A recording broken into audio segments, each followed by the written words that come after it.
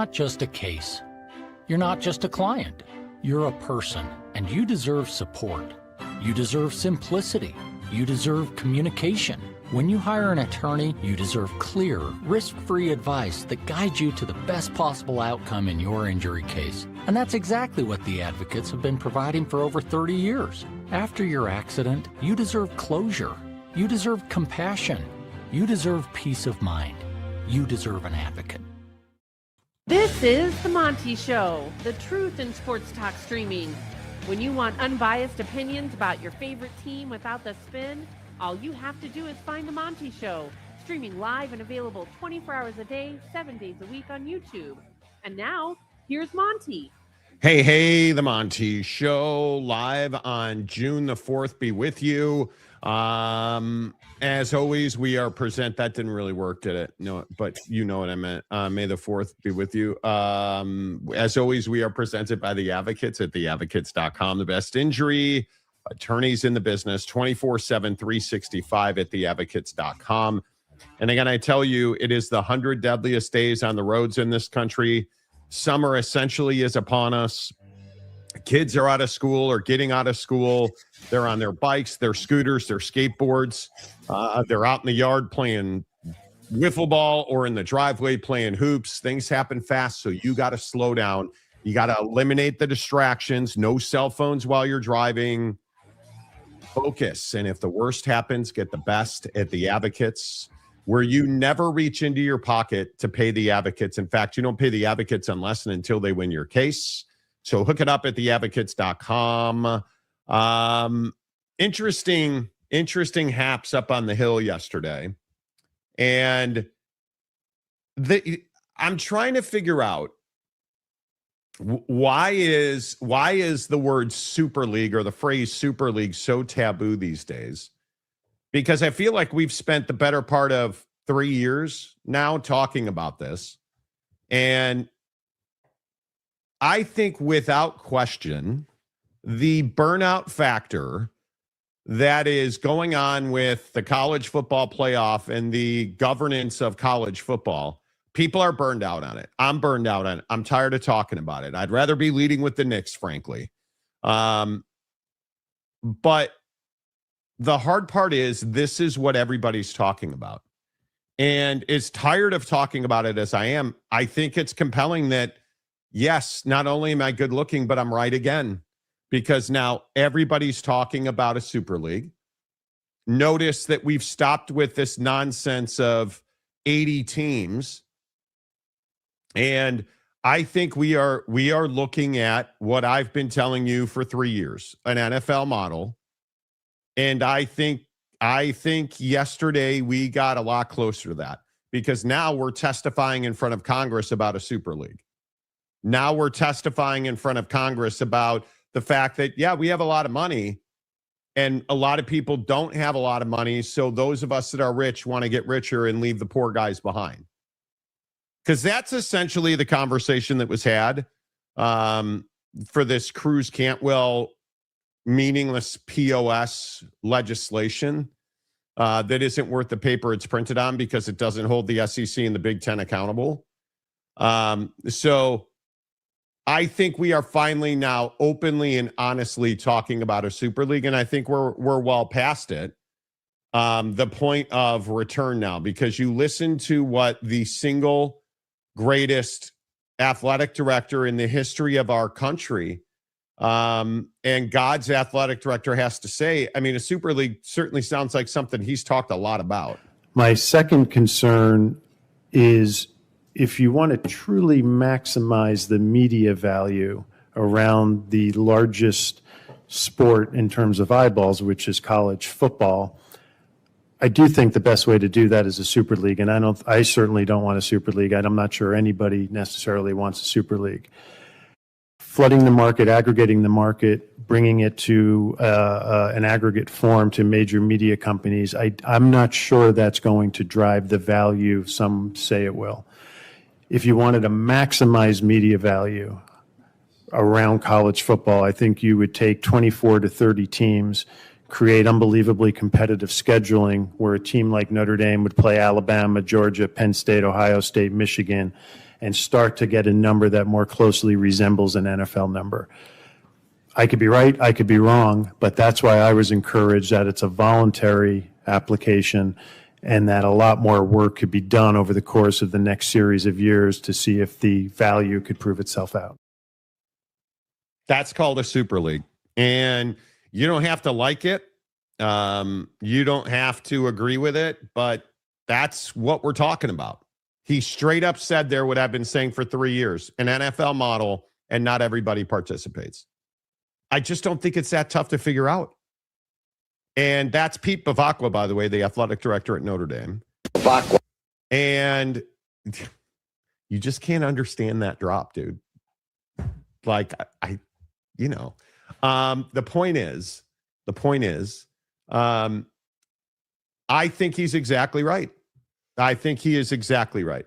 A super league is where we are headed, and I don't think we should be delaying anymore.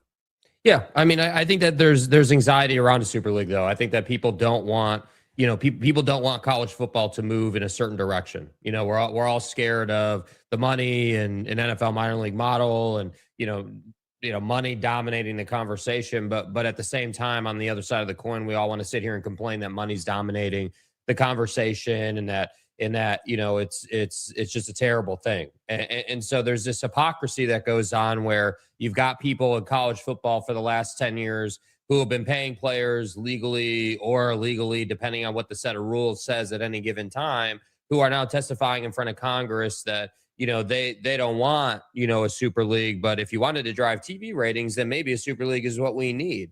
And that was, like, we are right. We have been talking about this for years, and I do think it is necessary to, Super League is necessary to find the balance in college football to appease both the big guys that make all the money and have $40 million rosters and compete at that level, while also allowing the smaller schools to do what they do. So we need some sort of balance, some sort of equilibrium here, and the Super League can help accomplish that. But I just think it's interesting now we're at a point where we're sitting in front of Congress testifying about what college football needs.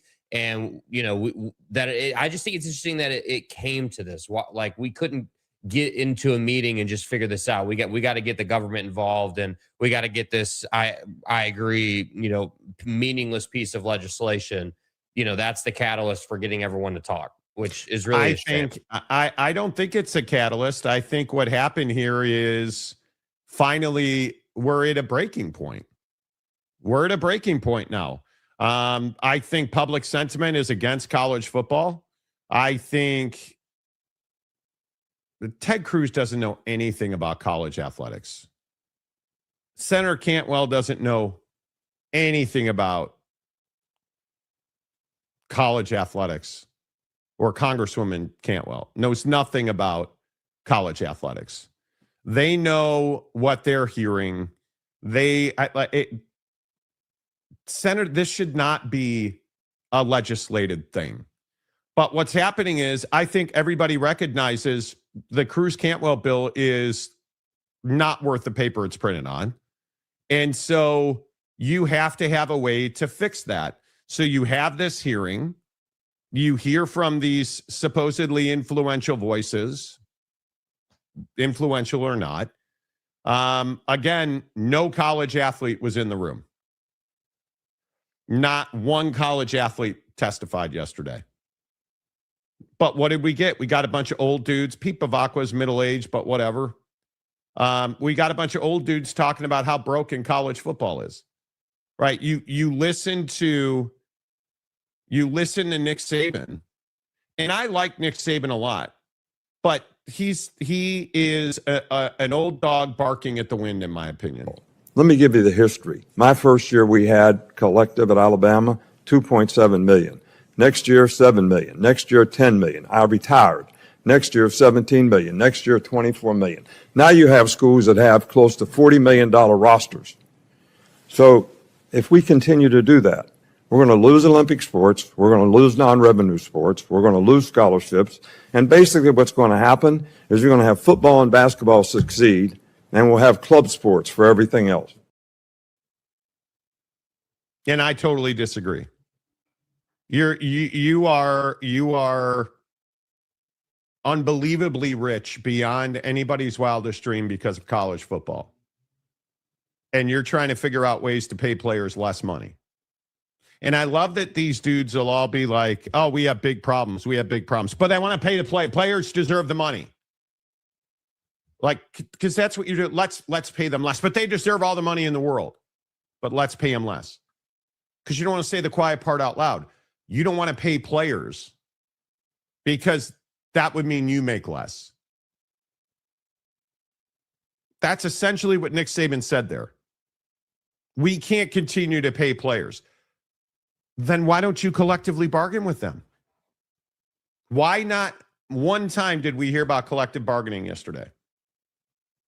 Why not one time did we not hear from a college athlete? Because they don't want to hear from college athletes. They don't want a system in place that actually solves problems. They want a system in place that keeps them rich. And I think when you start looking at the fact that we need the best players in college football talking about this, right? We need it to be a situation where we don't get, and I want to be careful with this because I think when you look at, and I am certain that my friends in Utah will hate me saying this. When you look at Lance Holtzclaw yesterday, nobody knows who you are. Nobody knows where you are. Where's Arch Manning? Arguably the most recognizable college football player on the planet. Where is any of the best talent in college? With all due respect, Lance Holtzclaw represented himself very well. And if you don't know who that is, he plays football at Utah. He showed up wearing what was inarguably one of the nicest suits I think most college football players have ever seen. He represented himself. In fact, Marcus and I were joking about the fact that, I mean, he was more diplomatic than most of the diplomats in that room. But to Marcus's point, not to speak for him, but Marcus essentially said nobody heard him testify because nobody knows who he is. And again, if Arch Manning is sitting in that room, do we see the video of it everywhere? Do we see the pictures of it everywhere? Do we? I mean, there's certainly a better chance. Yeah. I mean, it's Arch Manning, it's Texas. Like, yeah. We would have absolutely seen more of it. And yet we just didn't get, we just got nothing. Yeah, I mean, I just don't think that they care to hear from the players. That's the problem. Is that it's this situation where, you know, you like Nick Saban. I love Nick Saban just as much as anyone else, man. But he might be the best example of the hypocrisy that's alive and well as far as the players are concerned. I mean, you're talking about someone who most people regard as the best college football coach to ever do it. You know, sitting there saying that in, what did he say, in 2007, his first season at Bama, they were paying players $2.7 million. And I feel like it was lost on a lot of people that this guy just said that they were paying players before paying players was even like a thing or like acceptable, right? So they've been paying players for a long ass time. And I think it's funny that Nick Saban is sitting here, you know, talking about how, you know, players need to be compensated more, but at the same time, like, we got to, you know, if we keep doing that, like, all the other sports are going to turn into club sports. And I couldn't agree more with the sentiment that it's like, you guys have billions of dollars, you guys have all this money, and all you got to do is find a way to properly compensate the player.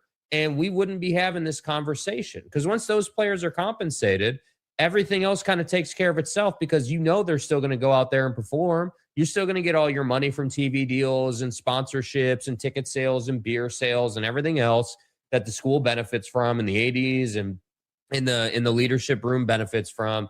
So I just think, as usual in college football, it's really interesting that leadership is going about this the way they are, when I feel like there is a reasonable path for them to work together to figure this out. Because the one thing we've always said on the show is once the federal government's involved, once you get legislation, once, you know, the Ted Cruzes of the world are involved, you're in a really tough spot, man. Like what, like, okay, you're working with them to get this legislation to come down. Once that legislation comes down, you better like what's in that bill, man. You better like what's on the document, because you're going to have to follow it. And I think some of these guys just assume because they testified that everything they testified about is just going to get popped into this bill. And that's not true. You're sitting there as a retired college football coach giving them your opinion. Your opinion is not law. Your opinion, it doesn't even have to be put into the bill. That's what I think is so funny about it, is that all these people, it's like Teresa Gould sitting up there or anybody else, Bavacqua, I don't care who it is. You guys are all sitting here saying that's doom and gloom in college football. What are you going to be saying when the bill finally does pass and it does come down? Because I guarantee you there's going to be criticism of this thing one way or the other. Yeah, I think it'll be interesting to see exactly how all this plays out and what it ends up looking like. But I don't think there's any question a Super League's coming. I think, you know, just talking to people around college football, I don't think there's any question that it cannot be more than, I think 30, 32. You just don't have 50, 60, 70, 80 universities who are willing to pay to play, because it's $1 billion operation. It's $1 billion operation. And you can talk about the biggest universities, the Ohio States, the Michigans, the Notre Dames. But you go look at this Big 12 question. And I ask you, is there a single university in the Big 12 that has $1 billion a year to spend on college football?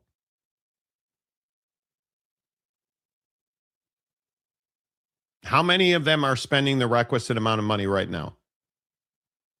2? Might be 2. Because Texas Tech's not spending money. Cody Campbell is.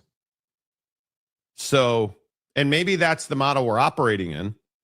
But how many universities have $1 billion to put into winning college football games annually? Yeah. And even if they did, how many are willing to actually spend the money? Because that's the thing. It's optional, right? And everyone's like, oh, well, it's great that it's optional. I'm so glad that you know, we're not forcing people to compete at such a level. But you understand, with it being optional, you're essentially saying, okay, well, you know, obviously probably 80%, 70% of the SEC would opt in. You know, if you just look at the teams and what they're trying to do, most of the teams in the SEC would opt in. You know, you have probably 7 schools in the Big Ten that would opt in. You know, all the usual suspects: Oregon, Penn State, Ohio State, Michigan, USC. I would think Washington. You know, and there's probably a few other stragglers that will come along. Okay. I would agree. Okay, you've got some of those. And then the question that I think is really a dangerous question for college football overall is, what of the ACC and the Big 12? All right, well, Miami's in. Okay, cool. Would Florida State be in?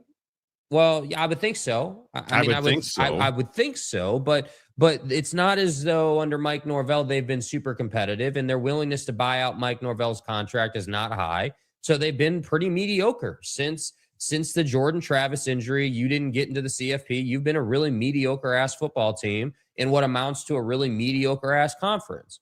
So then you go over to the Big 12 and you're like, well, Texas Tech loves to tell us how tough they are, and Texas Tech wants you to think that there's some juggernaut and they're incredible and they would be competitive against the Big 10 and the SEC. But the truth is they're not. They're not competitive against the Big 10 and the SEC. Nobody's scared of Texas Tech, and Texas Tech hasn't shown an ability to beat teams that would without a doubt be in the Super League. Texas Tech has won nothing. Right. Texas Tech has accomplished nothing. And look, I feel like Texas Tech, I hope Texas Tech does win the whole damn thing this year, because I just get worn out every day hearing from Tech fan how great we are. We're the best. We're awesome. You haven't won shit. You literally haven't won anything of consequence. You've won nothing. And all Texas Tech guy wants to do is flap their gums. You've won nothing. So the idea that somehow Texas Tech is the level setter in the Big 12, no, you're not. You've won nothing. Man, like, you need to win at the highest. You need to win a champion. At the point and the level that Texas Tech talks, you need to win the whole damn thing.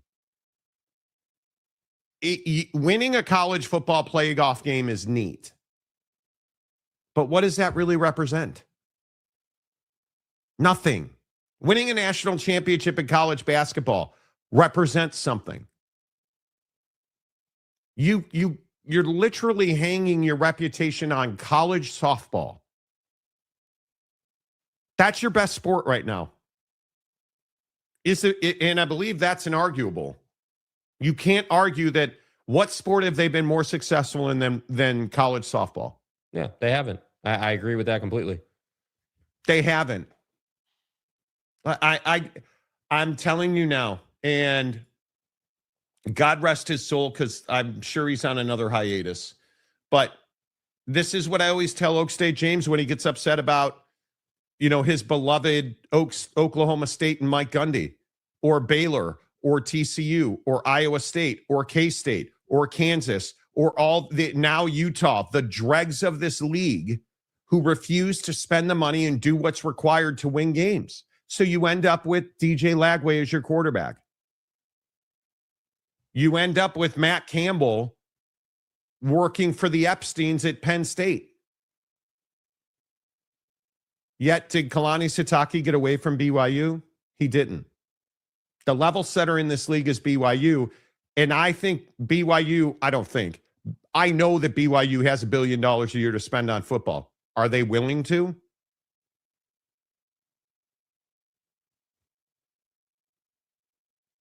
I don't know. I don't think anybody knows. Is the University of Utah willing to spend $1 billion on college football every year? How many teams in this league, in the Big 12, are willing to spend $1 billion? Because that's what it's going to take between player compensation, facilities. I mean, you name it. Weight rooms, underwear, jock straps, protein bars, insurance, humans, chartered travel. Are you willing to spend $1 billion? And I'm going to tell you, I think the answer is no for 99% of the Big 12. 99% of the Big 12.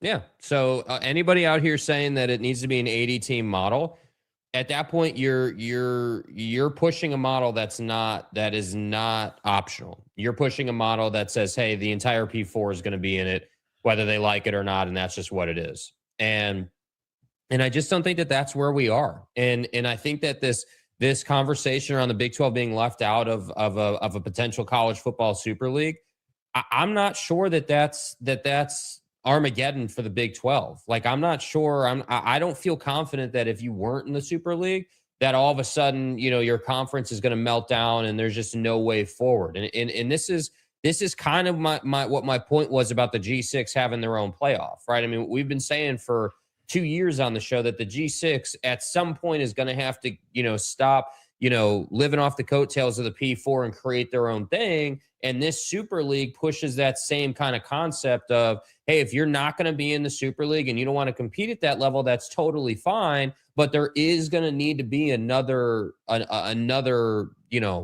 league of sorts, another opportunity for those schools that don't want to spend $1 billion a year or spend, whatever the number winds up being. A lot of money on college football, man. And they don't want to operate at that level, because what I know about college football is just because you're not trying to win a national championship doesn't mean that college football in your local town sucks or can't be enjoyable. But what we can't have is schools like Texas Tech or anyone else say that they're the best and we're amazing and, we've got Cody Campbell and oil money and everything. We've got Ryan Smith and we've got crumble cookies. and you guys are barely getting into the CFP, man. And when you do get into the CFP, you get bounced and shut out. And that's why I'm saying it's just a terrible look. And that's why the 80-team format doesn't work. That's why it should only be a 25 to 35 team format, because that's about all we have in college football who would willingly opt in. And I actually think 35 is really pushing it. If you really look at it, I think we're talking more about like 20 to 25 at most. Honestly, if you go around college football and you look at it. Yeah, I think you are. I don't know. I think 32 is the number. I think they will closely match. It will almost be identical to the NFL playoff model. Mm-hmm. I think you will have conferences, divisions, because the other thing here very clearly is you can no longer have humans deciding who's in the playoffs. Those days are coming to an end, right? All right. Are you in favor of a super league? And let's go with, because I think the conversation has dramatically shifted away from, 70, 80 teams. That's not happening. That's not happening because the money just does not exist.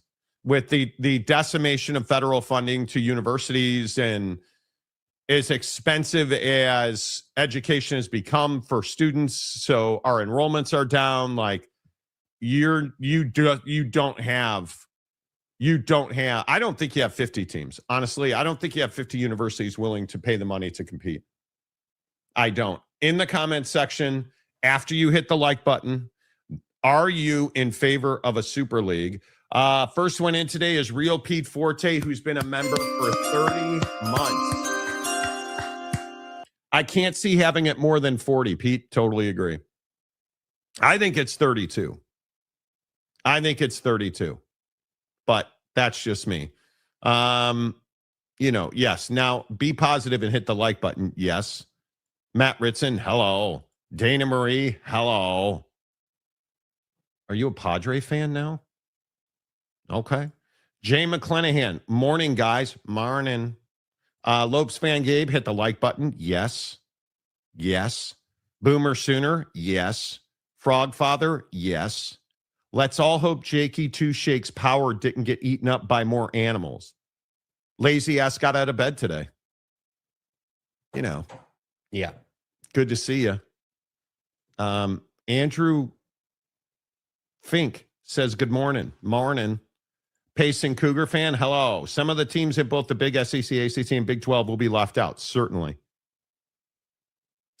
I think if you look again, here's the question I have. Is Rutgers willing to pay $1 billion a year to play college football?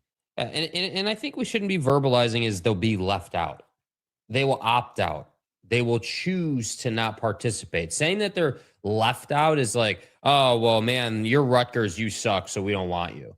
Like, this isn't conference realignment or expansion, man. Well, I would say Rutgers, you suck, we don't want. That's my feeling on it. Yeah, I mean, they're ass, but even if, again, this is not a conversation about how much you win and lose on the field as far as participating. This is what does your checkbook say? So if Rutgers wants to cough it up, great. They can be in it. They can be a number for someone, just like they've been in the Big Ten for the last 20 years. That's not a problem. But that's what I'm saying. Like, anybody out here pushing these huge numbers of participation in this thing, you're out of your damn mind, man. That's just not, you're not getting 60 teams, bro. That's not happening. Yeah, I agree. Jeremiah Champion, Marnin. Hey, Jake is back. Marnin. Sometimes. Lopes fan Gabe, of course it's clickbait. That's how content creation and engagement works. And was somebody complaining about clickbaiting? Mike Smith, Notre Dame does not want to join a conference. They value being indie. Well, they can stay indie and not join a super league. But why would you have a super league without Notre Dame?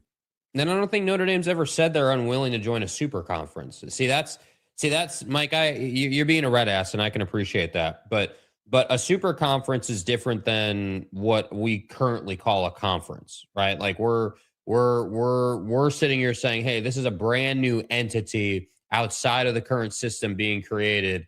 And there's a reason Bavak was sitting there next to Saban testifying, because Notre Dame will be involved. There's no question about it. I would agree. My second concern is if you want to truly maximize the media value around the largest sport in terms of eyeballs, which is college football, I do think the best way to do that is a super league. And I certainly don't want a super league. I'm not sure anybody necessarily wants a super league. Flooding the market, aggregating the market, bringing it to an aggregate form to major media companies, I'm not sure that's going to drive the value some say it will. If you wanted to maximize media value around college football, I think you would take 24 to 30 teams, create unbelievably competitive scheduling where a team like Notre Dame would play Alabama, Georgia, Penn State, Ohio State, Michigan, and start to get a number that more closely resembles an NFL number. I could be right, I could be wrong, but that's why I was encouraged that it's a voluntary application and that a lot more work could be done over the course of the next series of years to see if the value could prove itself out. It's not rocket science, man. It's coming. And you guys know who Dave Checketts is? Hedge fund gazillionaire, used to own RSL. Sat down with Front Office Sports. What does Dave think of a super conference? It's one thing to do what the University of Utah has done, kind of sell off their sports program because they want a better stadium and they want a basketball building and they want it right now. So they've kind of sold off their future. That's different than the kind of investments we're talking about, where, college sports, if it's possible to make a big change, like I've said, this whole idea, which has been floated many times, of a super conference with divisions and relegation, I think is a sensational idea. Wow. I'd be really, really interested if that's the road they go down. I have no reason to believe they'll go there, but I prefer that rather than letting the NILs and everything else turn it into just a minor league. I mean, he's saying everything that I'm saying, and on top of that, you know what else Dave Checketts told Front Office Sports? Let's have them sign up to get paid and have them agree to go to class. Imagine you're going to go to class, you're going to pass your classes. I mean, if you stand for education, it's one thing if you stand for sports, but let's be honest about it. I think there's a way, if you're bringing money in, and they have in a big way, if you're letting money in through NILs and letting players get paid, then for heaven's sakes, let's get a collective bargaining agreement that means they're not only going to practice hard and keep themselves in shape all year and all of the things you want from an athlete, but in addition, you're going to class. I don't know that, that sounds strangely familiar. I mean, I feel like I've heard that before on some show, but I just can't quite place it. I mean, is that not exactly what we said here? Like, and I listen, you guys, I don't have to tell you I'm good looking. Your wife tells you that I'm good looking. I don't have to tell you I'm smart because, well, you just know it. But when you're, oh, yes, here we go. When you're right as rain, Yeah. Yep. A two-holesism. You literally rolled in here one day and dropped a right as rain and we're like, what? It's just what I said. Yeah, I said what I said, dude. What's the problem? Pothole. Anyway, my point is collective bargaining is the way you have to go. And I do believe that CBA is the way. That's correct. I would agree with that. Boomer Sooner. Would the Big be open to all that level of competition on a consistent basis? Big on an SEC style schedule? I don't know about that. I think you don't. I think everybody plays the exact same schedule at that point.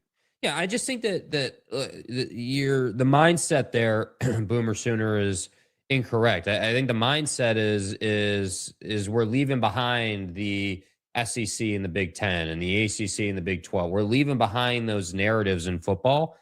And we're saying, hey, we're going to get the biggest, the most influential, and the most successful college football programs, and we're going to pool them together, And through that process, we're going to create an NFL minor league model that allows us to go to TV partners and say, hey, we're leaving the CFP model behind. We're looking to mimic what the NFL does with ESPN and Fox and CBS and if NBC wants a piece, great. We're looking to pool the media rights in a way, and then from there we can create a reasonable schedule. We can say, okay, cool, we've got 15 games a week or 17 games a week or whatever it is, and we're going to divvy those up between all the different TV partners, and now we're off and running. And I think the piece that hasn't really been tapped yet is if college football can figure this out, and again, this is what we've been telling you for how long, but if college football can figure this out, then we've got a dynamic at play where we're bringing these two closer together, college football and the NFL working more closely together to parlay viewership momentum.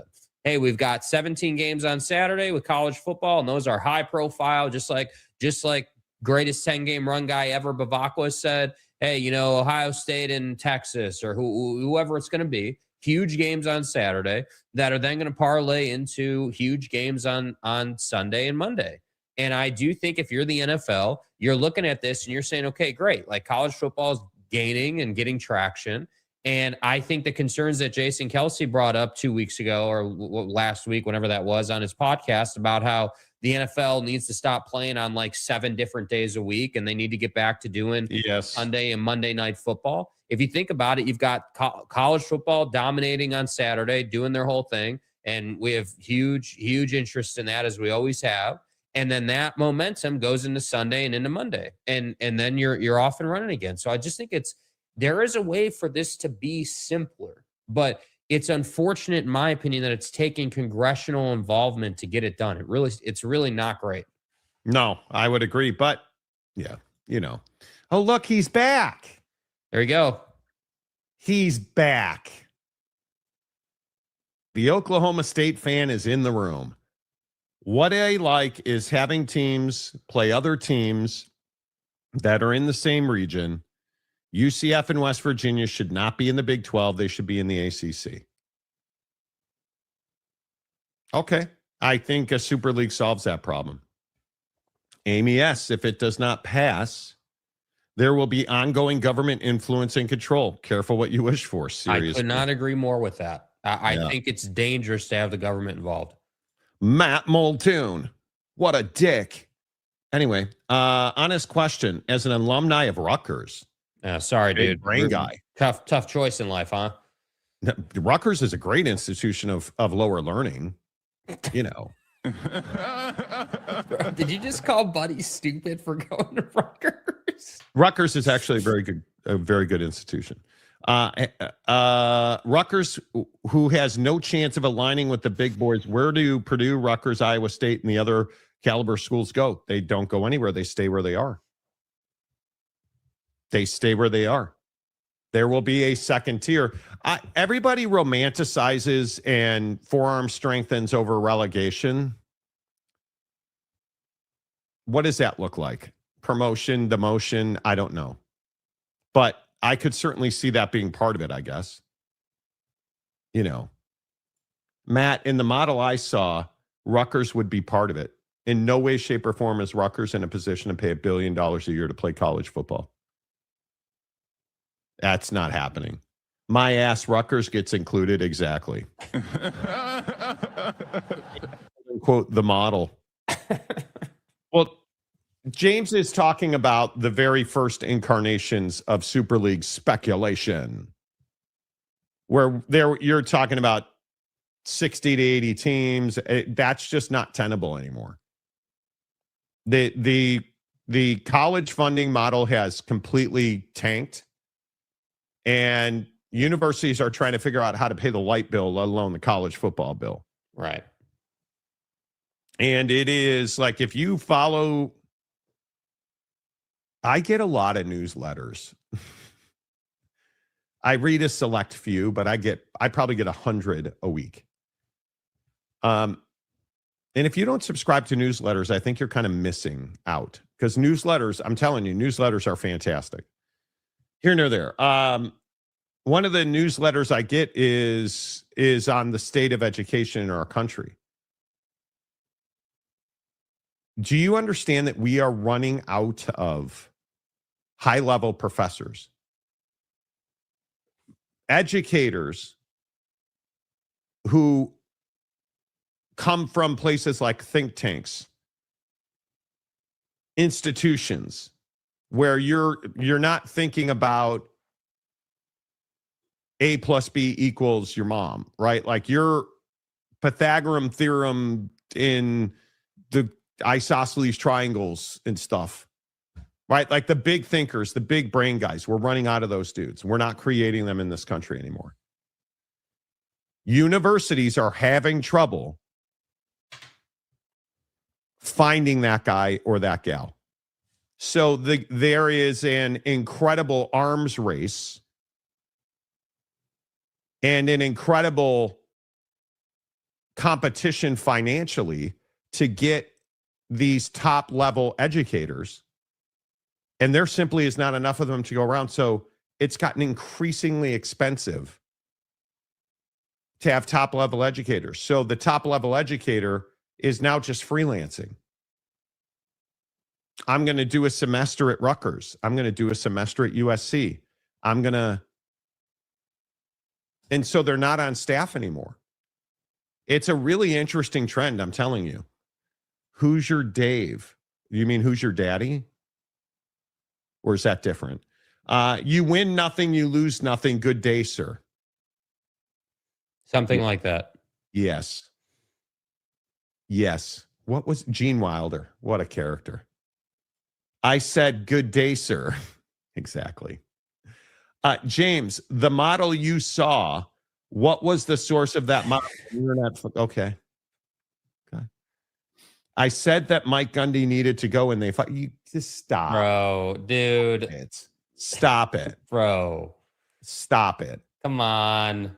Come on. You defended Buddy for a long ass time, bro. Remember Run Stairs, Ollie Gordon, Preston Stone's cock? Remember that? Like, yeah. We all remember. Teams not serious in putting in the effort to win will get left out of the Super League. 100%, Maury. That's exactly right. I say it on a regular basis, and guys like James get pissed or whatever. You know who's trying to win every rep of athletics. It's not Iowa State. It's not TCU. It's not Baylor. It's not Oklahoma State. Like, I mean, you can go up and down the list. Is it West Virginia? I don't think it is. They don't have the money to compete. West Virginia has no business being in $1 billion football game. No business whatsoever. As painful as that is for Mountaineer fans, you simply have no business competing at that level. Neither Iowa State, neither Iowa, neither Minnesota, neither Purdue. I mean, you go up and down. Does Virginia, let alone West Virginia, Virginia Tech? Does Virginia Tech have $1 billion a year? I think that they have been saving, and I think you wouldn't have hired James Franklin if he didn't. Honestly. But again, this first season will let us know, right? I mean, I think if Virginia Tech is not competitive in the ACC, if they're not a 7-8 win team in the ACC, then I think you've got problems.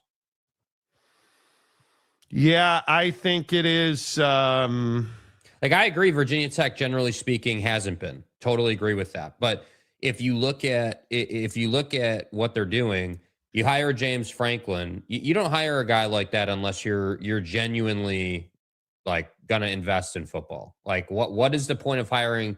And frankly, why would James Franklin? And again, I'm not a James Franklin guy, but just him coming from Petter-ass U, why would you take the Virginia Tech job after your exit at Petter-ass U if they weren't going to invest? So I'm inclined to think that they'll invest, but again, proof is in the pudding. $1 billion a year.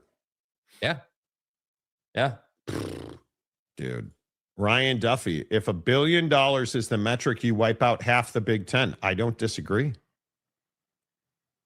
How many SEC teams? The majority of them. because they're making a ton of money now, and they have a subpar TV deal.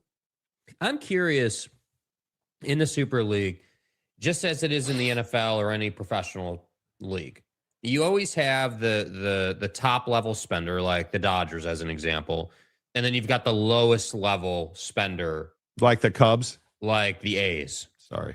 Who beat the Cubs, who have lost 8 straight at Wrigley Field now. Yeah, but Bregman was a great signing. Awesome. Good job, guys. I know he'll save the season. Well, we don't have a pitcher who can not have his fucking arm fall off. Maybe Bregman should learn how to hit something. Anyway, point is that okay, if top level spender's $1 billion in the Super League, does 700 mil get you by? 800 mil, does that get you by? Like, that's what I'm curious about is what You're the Cleveland Browns. I know. Well, that's my point. So if you're a school that is looking to get into that and, continue to grow your exposure, but maybe you're not trying to be at a bill, then what does that look like? Because I think that's definitely part of the conversation.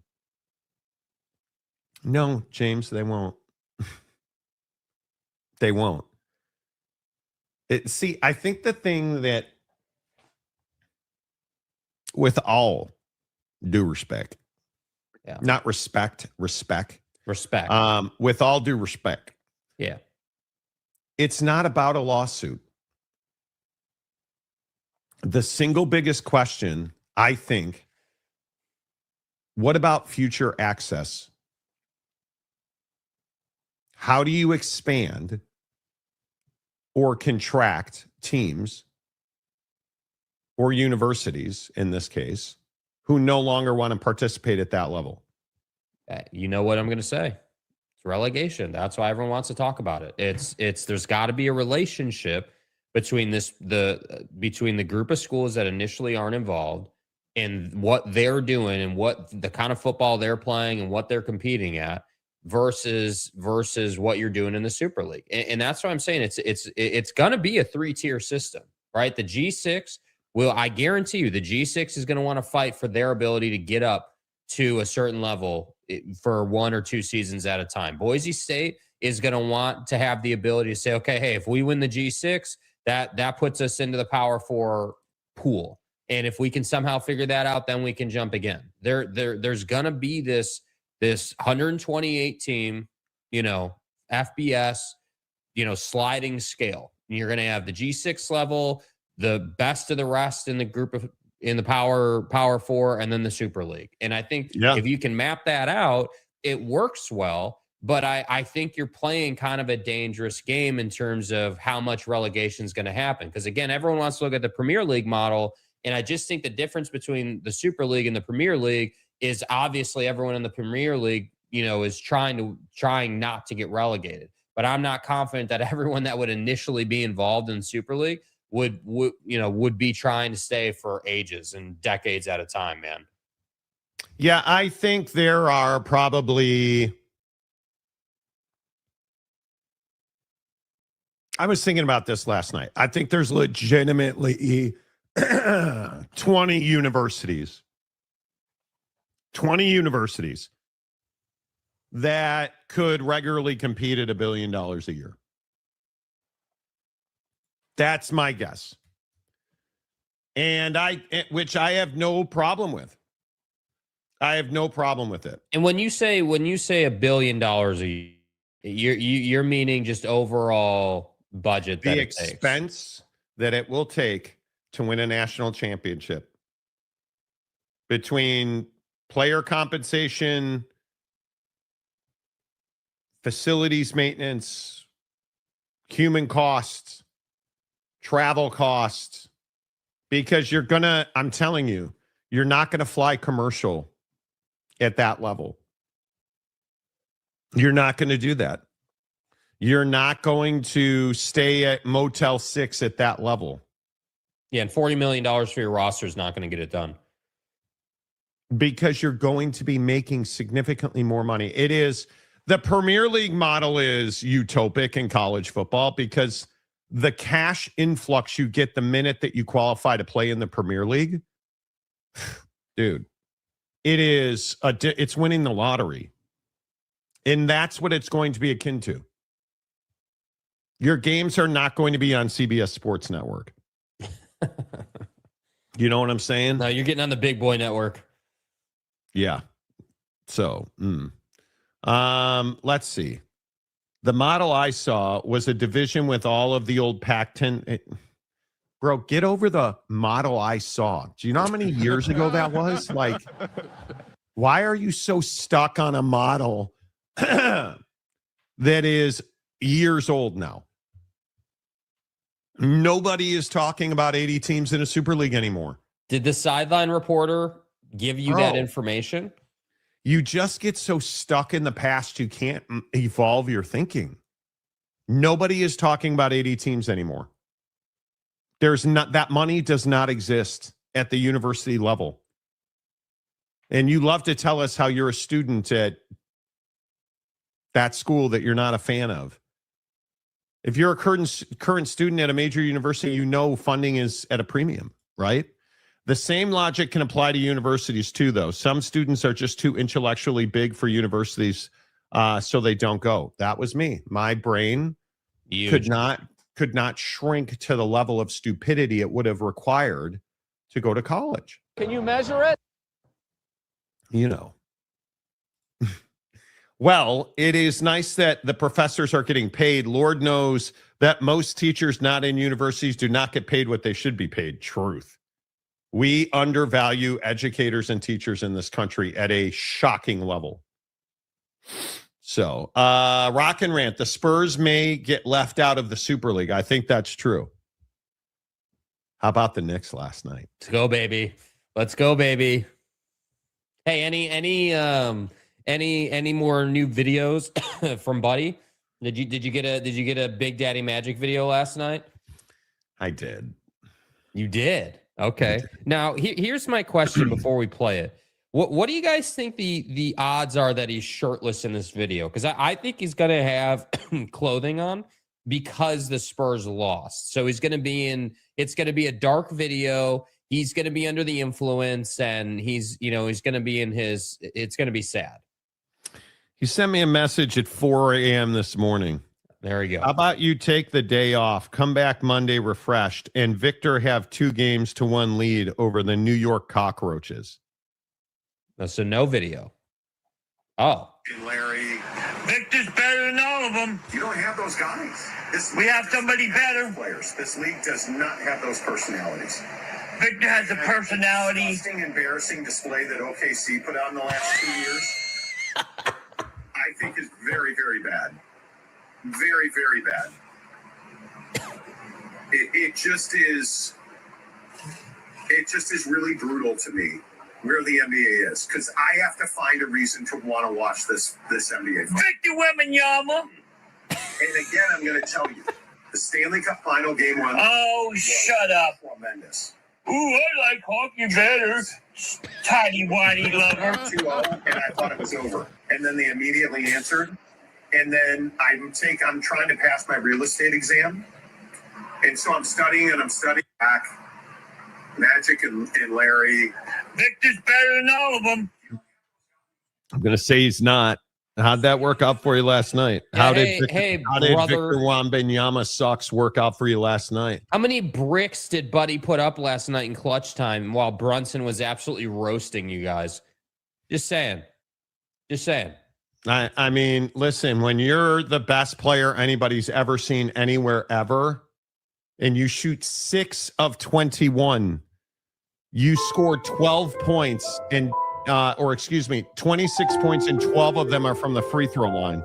Your ass, dude. 2 of 9 from 3 points, from 3-pointers. And what did I say last night? If they were going to win, he had to have 30 and 15. And he did not. He did not. And then Karl Anthony Towns, 18 points, 12 rebounds. Karl Anthony zesty ass Towns got that ass. And who did I tell you was an X factor in this series? OG Anunoby, 17 points, 3 of 6 from 3, 4 of 4 from the stripe, 3 boards, a steal, and a block. Just telling you, man. Go Knicks. Play hard. I am hard rooting for the Knicks. It was incredible watching. Literally and figuratively. You guys realize you had a 13-point lead, right? You had a 13-point lead with 3 minutes left in the third, and you still found a way to lose. You can't get beat. You can't get beat by 10 points in the fourth quarter in the NBA Finals. Well, I mean, you can. You're going to lose. But you can't get beat by 10 points in the NBA Finals and expect to win. Nope. You just can't. If only Jalen Brunson was taller, the Knicks might have won last night, I was told. That's exactly right. He's too short. And now his knee hurts, so they lost. Oh, wait. I don't think they are Knicks fans as much as they are anti-Victor Spurs. I'm an NBA fan, and I miss the NBA being good. Yeah, and it's nice to have a big market team in the NBA Finals. I'm sick and tired of OKC versus Indiana. Like, what kind of ass matchup is that, dude? Like, I'm ready for Boston, LA, New York, and whoever. Like, like I've been waiting for this, dude. Like, come on. The Monty Show are Knicks fans. Are we watching Stephen B. Smith or Stephen C. Smith? No. What I'm telling you is, I grew up in the Jordan, Scottie Pippen putting his balls on Patrick Ewing's chin. I grew up in that era. But Patrick Ewing was one of my favorite players as a kid.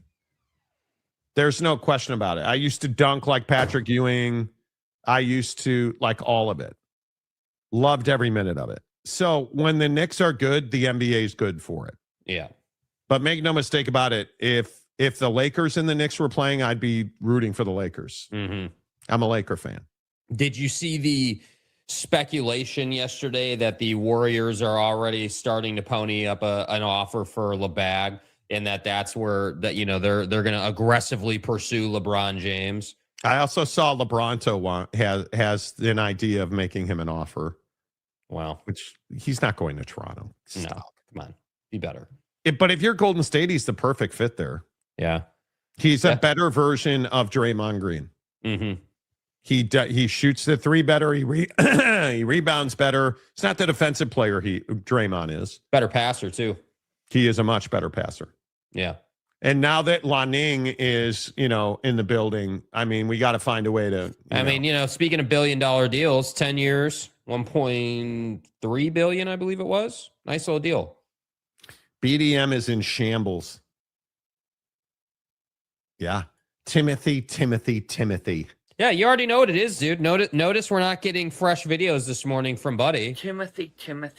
I mean, I feel bad for him, dude. His boy was absolutely building a brick wall last night in clutch time.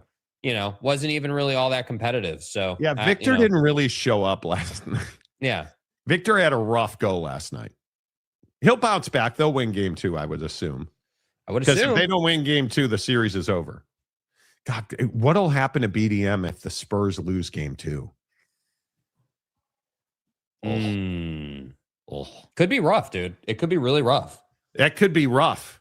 What I'm telling you is it could be more than rough. You could be looking at something where, rectally speaking, BDM is going to be in a very bad place. Yeah, I mean, and I don't want anything to happen to Bro. I mean, I do want the Spurs to lose, but I don't, BDM is a valuable contributor to the program. That's our guy. Yeah.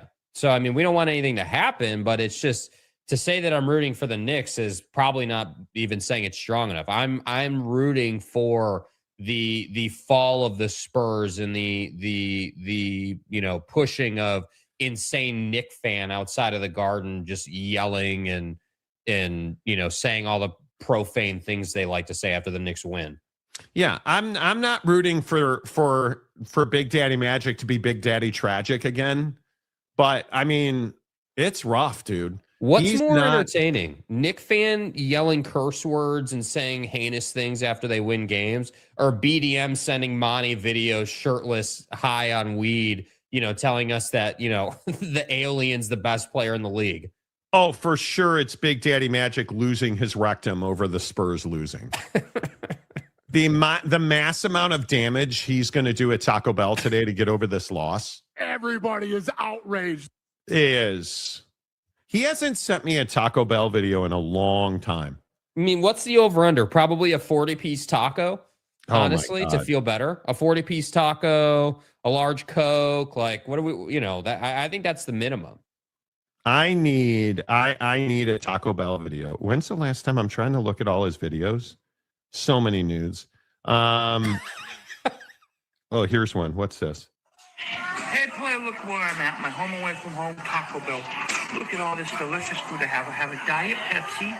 Oh, my bad. Nacho cheese and Oh, cheese fries. well, good job getting a Diet Pepsi. I don't know what that is, but I got it. Chicken nuggets. Nuggies. And a taco. Who the fuck gets chicken nuggets at Taco Bell?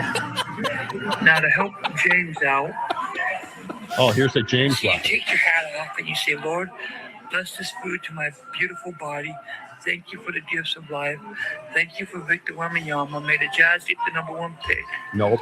And may Notre Dame get the royal ass kicked by BYU. That's not happening either. 7. That's how you pray, James. Telling James how to pray. Hey, Timothy, I'm going to help you out.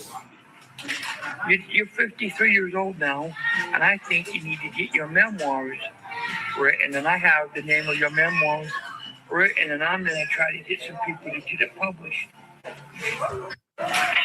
I mean, listen, this is the life that Big Daddy Magic leads. Image and likeness. That's right. I mean, Quote, my home away from home, Taco Bell. Taco Bell. Taco Okay. Bell. I mean, listen, that's one way to go about it, dude. That's definitely one way to go about it. You know. In the comments section, what's your go-to item at Taco Bell? I know you're a Mexican pizza guy. Bro, I don't eat Taco Bell. I don't eat Taco Bell. I can't imagine after the cherry incident. Oh. Have you had a cherry since then? No. I'm on a honey run that is pretty remarkable. I think I talked about this last week too. I'm eating honey as though I'm a queen bee. And Queen Monty. It's pretty good. Some dudes think I'm a queen anyway, but the point is Length and girth. it's a different conversation. The point is, Right. no, I have not had a single cherry since then. Okay. Maybe I need to. It's a great weight loss plan. You know. I need to pass this real estate test. Well, you're passing all the practice ones, right? You had posted that I think you'd post on your story the other day that you had passed, whichever one that was. Yeah, I mean, I'm passing the practice tests. Yeah. But it's just a lot. Chicken quesadillo, okay? At Taco Bell, yeah. You can still eat cherries, just don't binge on them. Dude, who eats one cherry? God, I love cherries. They're so good. They're so good. I mean, Chipotle greater than Taco Bell? Oh, Chewy, for sure. For sure, bro. No doubt about it. Bruh.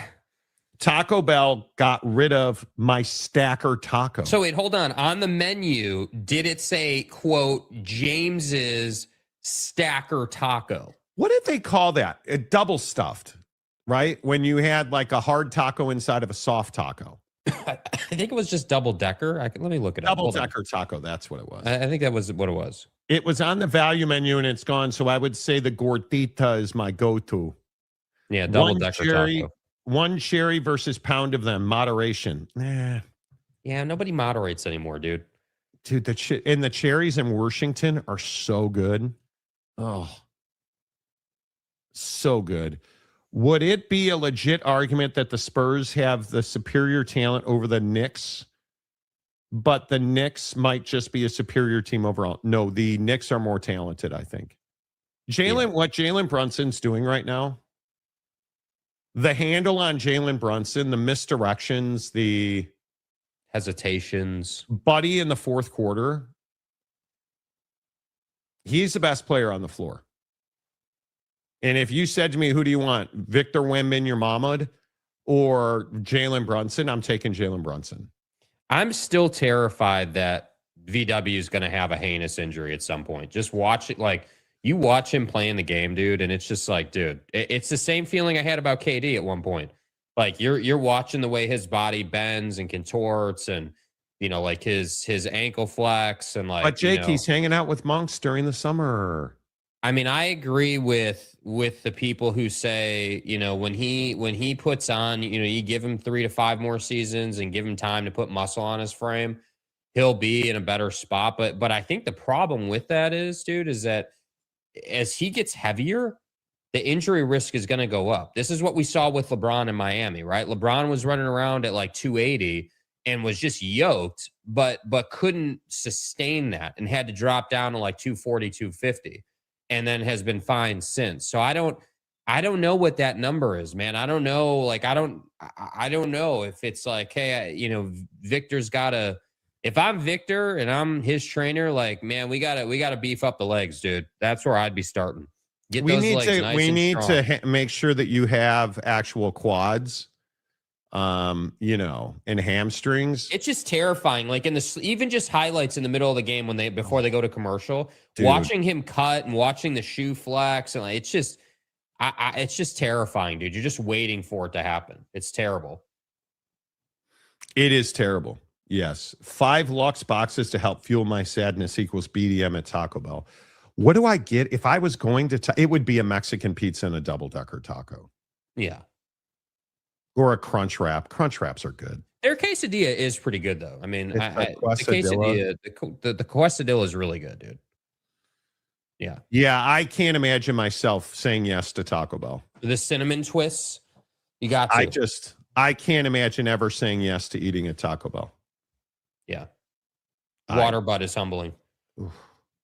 I want the Knicks to win because it may change the team building because it's a copycat league. Could be right, Brandon. How did the Jazz not get the number 1 pick? It's incredible, isn't it? Now they're going to trade. They're going to trade up. After all of that. They will. It's wild. It's okay for the Knicks to be in the finals, MSG and all, but they're not supposed to win. Yeah, but Jimmy, you can't honestly tell me you want San Antonio to win. I mean, honestly, you can't. Between the two, you're really telling me you want San Antonio over New York. Come on. I mean, look, I know there's a lot of Knicks fans. I don't think anybody rolls up, gets out of bed and is like, man, I really just want the Spurs to win the championship. My God. Unless you live in that town, you're not. But what was like, that entertaining basketball last night? Yes, it was. Yes, the last. Yes, it was. I didn't watch a ton of the first half. I picked it up with about 10 minutes to go in the third, and I watched the entire second half, and it was compelling as hell. I was waiting to see when they were down 13. I was like, okay, when Buddy goes out of the game, when VW goes out of the game, how long are the Spurs going to wait to call a timeout while you're on a run? And I could not believe that they waited so long to call a timeout. Like, you're watching the Knicks just chew into this lead. It's down to 11. It's down to 8. It's down to 4. It's down to 1. And then you finally call a timeout, and it's like, dude, why did you wait so long? Like, I understand that Buddy needs some rest, but this guy's young, man. Put his ass in the game for 50 minutes. Like, he's young. This is the NBA Finals. There is nothing after Game 7 of this series. It's the offseason. It's over. Like, that's what I didn't quite understand. Why did you wait so long? Because then you brought him back in the game, and what happened? He was ass the rest of the night. Couldn't make anything, struggling to get to the line, turning the ball over, dribbling it off his foot. Like, so it was super compelling. And I actually was like, honestly, I was, and I don't have, having just moved, I don't even have my TV. And I went out of my way to watch it. I watched that thing on my phone for like an hour because it was so compelling. Like, that's what it should be in the NBA, and it so rarely is. Yes. Hundo P, I agree. That's what it should be. And it's not always, but that's what it should be. And then tonight, to your point, we get the NHL again. So it's just this great rotation of NBA, then NHL, then NBA, then NHL. And we get more golf today. Like, we're in a nice little window here. Bro, I'm telling you, we shouldn't. The NHL is in a renaissance. The product is really good. The viewership is astronomical right now. Gary Bettman doesn't look like the dick that he usually is. They're doing a lot of the right things. And you know what I think really helped them? I think the Canada Cup tournament that we played 2 years ago. 4 nations. Yeah, the 4 nations. Yes, that's where it began. And then the Olympics. Because the Olympic tournament was really good. And having Team USA. And I the think Kachuk brothers, and if McDeasy gets to Chicago Blackhawks, you really think they got a chance at that, though? I mean, do. honestly. Yes, I do. Because they have the best young talent in all of the NHL. Yeah. And it's going to take, they're not going to trade Bedsy to get him. No. But they have some lower level guys. They have a pipeline of talent in Chicago. That's a playoff team this coming year. Because we finally have a goaltender. We finally have a blue line. Would you buy a 99 jersey if he comes to the Hawks? Because I probably would, honestly. McDavid? Yeah. Oh, he wears 98. I said 99. 98. Bedard wears 98. Would I? But I don't know that I would do that. Would I? I mean, I'd be fired up as hell if Connor McDavid was a Blackhawk, dude. I mean, honestly. Yeah. What number does he wear? 79? No. No, 97. 97. 97. 97. Yes. That's it. 97. Him and Bedard were in 97 and 98 in Chicago. My lower limb is swollen. Yeah. That would be incredible. Yeah. It would. Mm-hmm. Even I can push Victor Toothpick Man out of the paint. No, you can't. He's pretty strong. They mismanaged that game, dude. I'm telling you. But am I wrong that he's just not a compelling figure? I enjoy watching him play. Yeah. I don't give a rat's ass what he has to say. He's not compelling in the offseason, dude. In the offseason, I'm not looking for him. I will say the stuff he said, and we weren't able to get to it just because we had so much to talk about with college football, but his messaging after the Western Conference Finals, I was actually really pleased with. It was nice to hear him say stuff like, my life depends on winning the Larry O, and like, this is everything to me. And I have to say, like, as much as we complain about SGA, and I am not an SGA fan, not an OKC fan, never going to mistake me for it. I hate the way the guy plays the game and the flopping and all of that.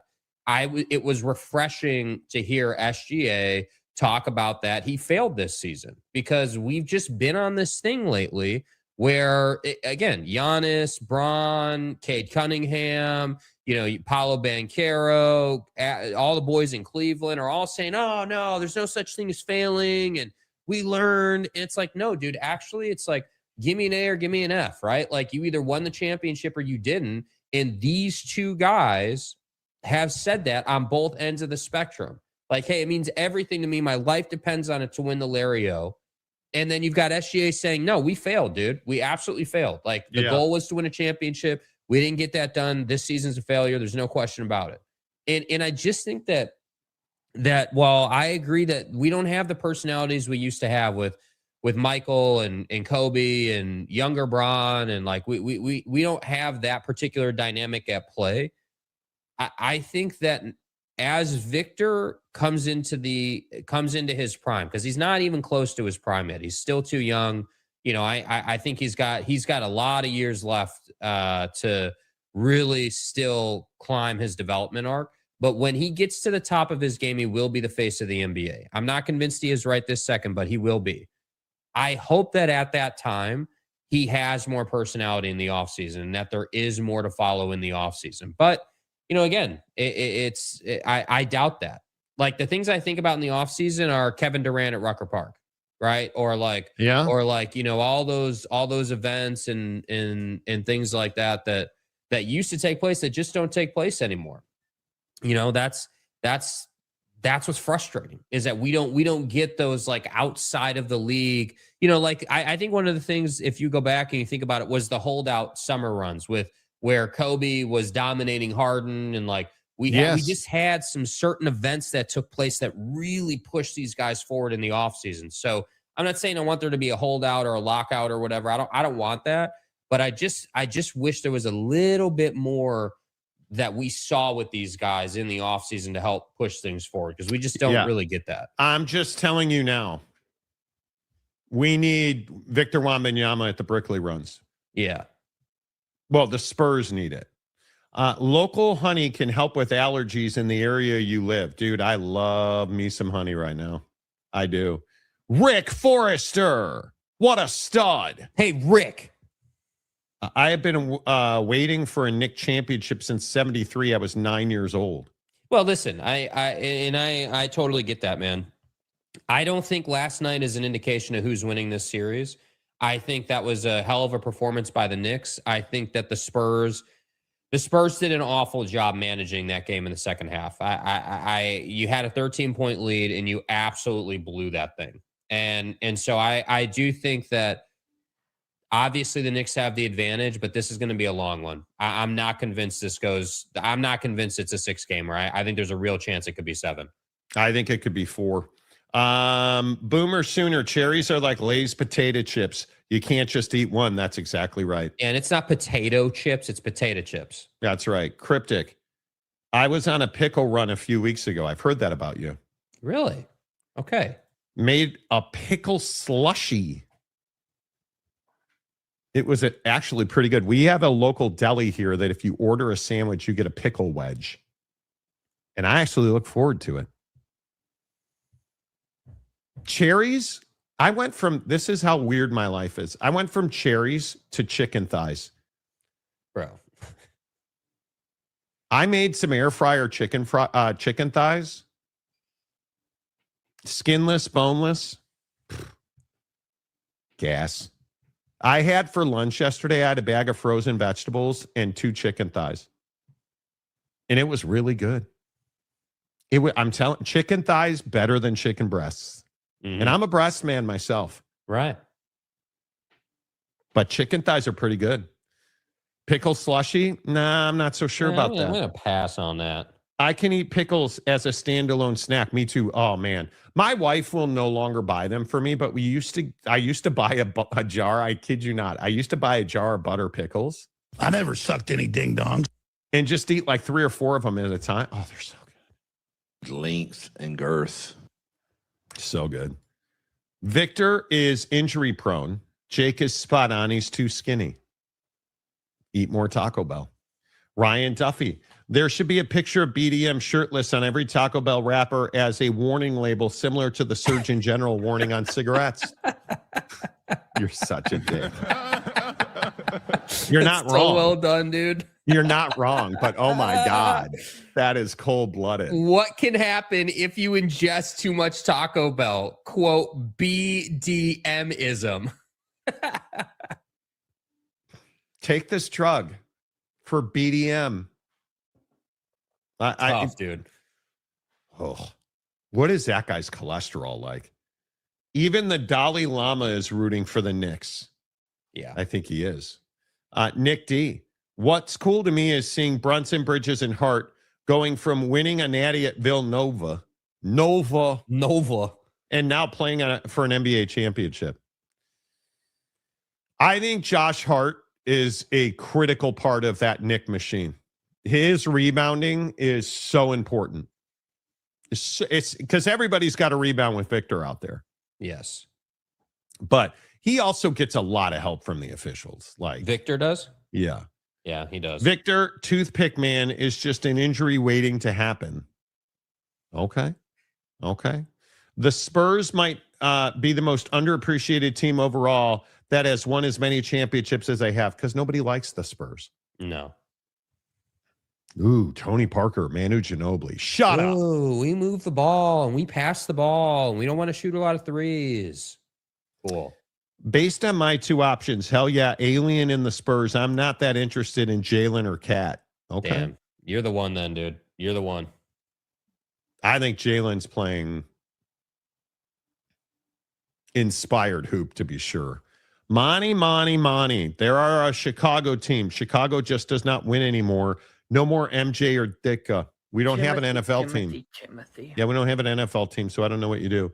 Not a hockey fan, but do love the style of jerseys. Also, Blackhawk jerseys are badass. Yes, they are. Yes, they are. James, Lugan's Land. Okay, so Good to this is see you. another James burner. Okay. Good morning, gents. My senior students are on a trip today. Whole morning wide open to listen to the Monty show and grading. Go Knicks. Okay, so we have another teacher on the program. I like it. I like it. Phil, he's a Colorado Buffalo fan. I can get you a toe. Could more teams be able to get in the added revenue generated by new TV contracts and advertisers? I'm sure Colorado needs it. Colorado. We know what Monty is into now. Great. Exactly. Your mom. You know, if the NBA does not fix their optics, NHL is going to take the second best pro league. I think it very well could be. Okay. Marcus wants to know. Complaining about today. Marcus wants to know, A, did Jake lose his razor again? And B, did he just turn a light on because it got a lot brighter? You were really dark to start the show. Did the sun come up or something, or what happened in your room? Yes, the sun is partially shining through the window. There you go. Yes. That's what helped you. Yes. Okay. Yes. Okay. 2 more power washing jobs for Marcus's kid today, by the way. Telling you, it's endless, dude. It's endless. He's going to work for a living. Chewy, James is in word timeout. He just stated the Knicks will win in 6 games. He also said Brunson is great. What's wrong with that? James tends to curse people. Yeah, fair. That's fair. And he's cursing Victor, so Victor will do well. Mm-hmm. You know, it is what it is, you know, but it's fine. All right. If you're just tuning into the show this morning, we have talked about a lot of things. Let's talk about Texas Tech real quick. Where do you like Joey McGuire, Jake? I like him a lot less now. I was okay with him before because it was like, oh, you know, high school coach takes Texas Tech gig. You know, they were asked that first season, then they started getting some funding and expectations go up. And then it was like, oh, we won the Big 12 and we went to the CFP and got our bag slapped. And now all of a sudden we're tough guy on the block. And I don't like Joey now because I feel like Joey is unwilling to say the inconvenient truth out loud about his football team, which is his football team, through some of his own doing, not all of it, but some of his own doing, is now defined by Brendan Sorsby. And every time Joey McGuire talks about whether it's Texas or Brendan Sorsby or whatever it might be, it just hammers home the point for me that Joey McGuire doesn't want to actually live in truth, which is, we've seen what you do against the best teams. Nobody believes you or is confident or somehow goes with you on the idea that you would beat Texas. It was the bye week. Yeah, whatever, dude. It was the bye week. You guys couldn't figure it out. Okay, so Joey, are you an ass coach or was Oregon just better than you? Which is it going to be? Which narrative would you like to, take on the chin? So no, I'm not a big fan of what Joey's doing right now at all. Sark, we played him. We got our butts kicked the last time we played him. We're 1-1 against Texas since I've been there. And I said, there's no way they're talking about us because Sark's a pretty tough guy. His teams are really tough. And I would think that if he was talking about us, that he would call us out. Like he wouldn't just say, just kind of this comment of, well, there's another team in our state. And so I guess he was talking about us. So I've actually talked to Keith Patterson and I've talked to GJ Kinney, and they're willing to take our games, and Abilene Christian will go to Texas State. We'll buy our contract out of Abilene Christian. I'm sure because Texas has got a lot of money, they can buy their contract out. But I do know there's a lot of Red Raiders that will help them buy that contract out if they don't want to. So he's going after Texas. And then he goes on with Josh Pate and talks about Brendan Sorsby. Happens to you, maybe your peers are a little sympathetic. Mm-hmm. In this world, it's extremely cutthroat. Right. And anytime someone knows that the top dog, which is you in this conference right now, may be staggered a little bit, they just go for your throat. Right. That's just the nature of competition. Yeah. And so no one else is going to feel sorry for you. No. So you definitely can't afford to have an ounce of it inside your building. Yeah. But that's a cattle prod to the neck. Yeah. When you hear that about your quarterback, how'd your team take it? I think they responded really well. There was a lot of questions of like, hey, how can we get a hold of him? There were also questions, of like I said, there's about to be a statement made by Brendan and by the university, and a couple of guys were whining. I was like, because we're not going to hide from this. I mean, it's going to come out, so we need to make sure that we're a part of that, and he wants to be a part of that. And that was a big, I think that's whenever I've talked to him, and I talked to him last night because literally he texted me right after the softball game saying, let's go, man. How awesome is this, coach? One thing with these guys, they understand, like, we can't pick and choose when we get behind each other. We either get behind each other or we don't get behind each other. And so this was a moment for these young guys to understand, man, life is hard and things will be thrown at you, and how you respond to it is really what it's all about. Let me fix it for you, dude. You do, in fact, have a choice of when to, quote, get behind each other, because you wouldn't need to be getting behind each other if you hadn't gone and signed out the great gambler. Like, if you hadn't brought him into your program, we wouldn't be talking about people getting after you and, you having to defend bro's victimhood. And like, they just live in fantasy land right now. And I just can't, I can't get over it. And listen, I understand why Josh Pate is glazing Joey while he's interviewing him. Oh, you guys are the top dog in this conference and you're the best. They won the conference for one season, dude. Like, that's it. It's not like it's been 10 years in a row.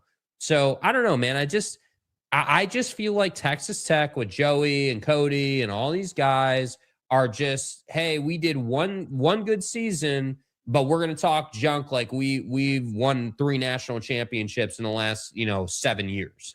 Well, I also think this week at San Antonio at their kickoff club, he was talking about how Texas is scared of Texas Tech. And why? Why? It's June. We're bored. I get it. We want to talk shit. I get it. You can't beat Texas right now. You're not talented enough. You're not deep enough. You can't beat Texas right now. Is there really a need for him to keep talking? Right? Apparently. I sent Jake a Sarkisian bite that he blew off because he's lazy. Told me his power went out or something, so he couldn't cut it. Right. But Sark talking about their schedule. Bro, let me ask you this. If you're Steve Sarkisian in the Texas Longhorns, Texas, why would you want to add another power team to your schedule? Now, did Sark start this by taking what most of us believe was a shot at Tech? He did. But he's already got Ohio State, Tennessee, Oklahoma, Florida, Ole Miss, Mississippi State, Missouri, LSU, Arkansas, and A&M on his schedule for this year. Yeah, he's scared of us. Right. No, if he were to add Texas Tech, he would be stupid. That is Ohio State, Tennessee, Oklahoma, Florida, Ole Miss, Mississippi State, Missouri, LSU, Arkansas, Texas A&M. That's 9, potentially 10 games that you are at risk of losing. And then you've got UTSA and Texas State. Why would you add Texas Tech to that? You wouldn't. Stop talking. Stop talking. Mike Smith, Sark is just a red ass and never should have said that to start with. Don't disagree. Texas went decades where they could not win the Big 12. I do agree. Cryptic says Tech needs to stop talking and start working. Yes, Texas Tech go to word timeout, right? Ryan Duffy. Move on from Sorsby. For the love of God, please stop talking, Joey. At San Antonio Coaches Clinic this week, he said Hammond could be available week 1 now. Yeah. I think they know they're going to lose that case. I think they know. I finally get watching in the morning. Now I work in the morning now. Oh, I'm sorry to hear that. It's always good to see you, though. Northside, Roger, one conference for one season. People need to chill on Texas Tech. Seriously. That's what I'm saying, dude. Like, you guys think that you created fire or something, dude. Relax. Tech is all hat, no cattle. Yeah, exactly. Not if you ask Cody Campbell. Well, so, you and I talk a lot about Texas, and but I don't know if you know the difference between bulls and steers. Do you know the difference? So the bulls, they kind of go trotting around, looking, and Well, there's an important physical difference, and this is a family show, so I'm not going to lay it out to you, but I think a lot of your viewers know, and you maybe have some of your guys look it up. Okay. But Bebo, the Longhorns mascot, is a steer, and it's become very clear that there are quite a few steers down in Austin, and not very many bulls. And let me tell you something: when Sark opened his mouth and he picked a fight with a bunch of West Texas boys, he should have known that he better get ready to pack a lunch, because we're ready to strap it on. Hell yeah. We're ready to spot the ball, and we're ready to go. So September 3rd, September 5th, you name the place, we'll be there, and we'll go at it. Oh, So now I'm really scared, dude. Now we're going to say that Texas has no balls.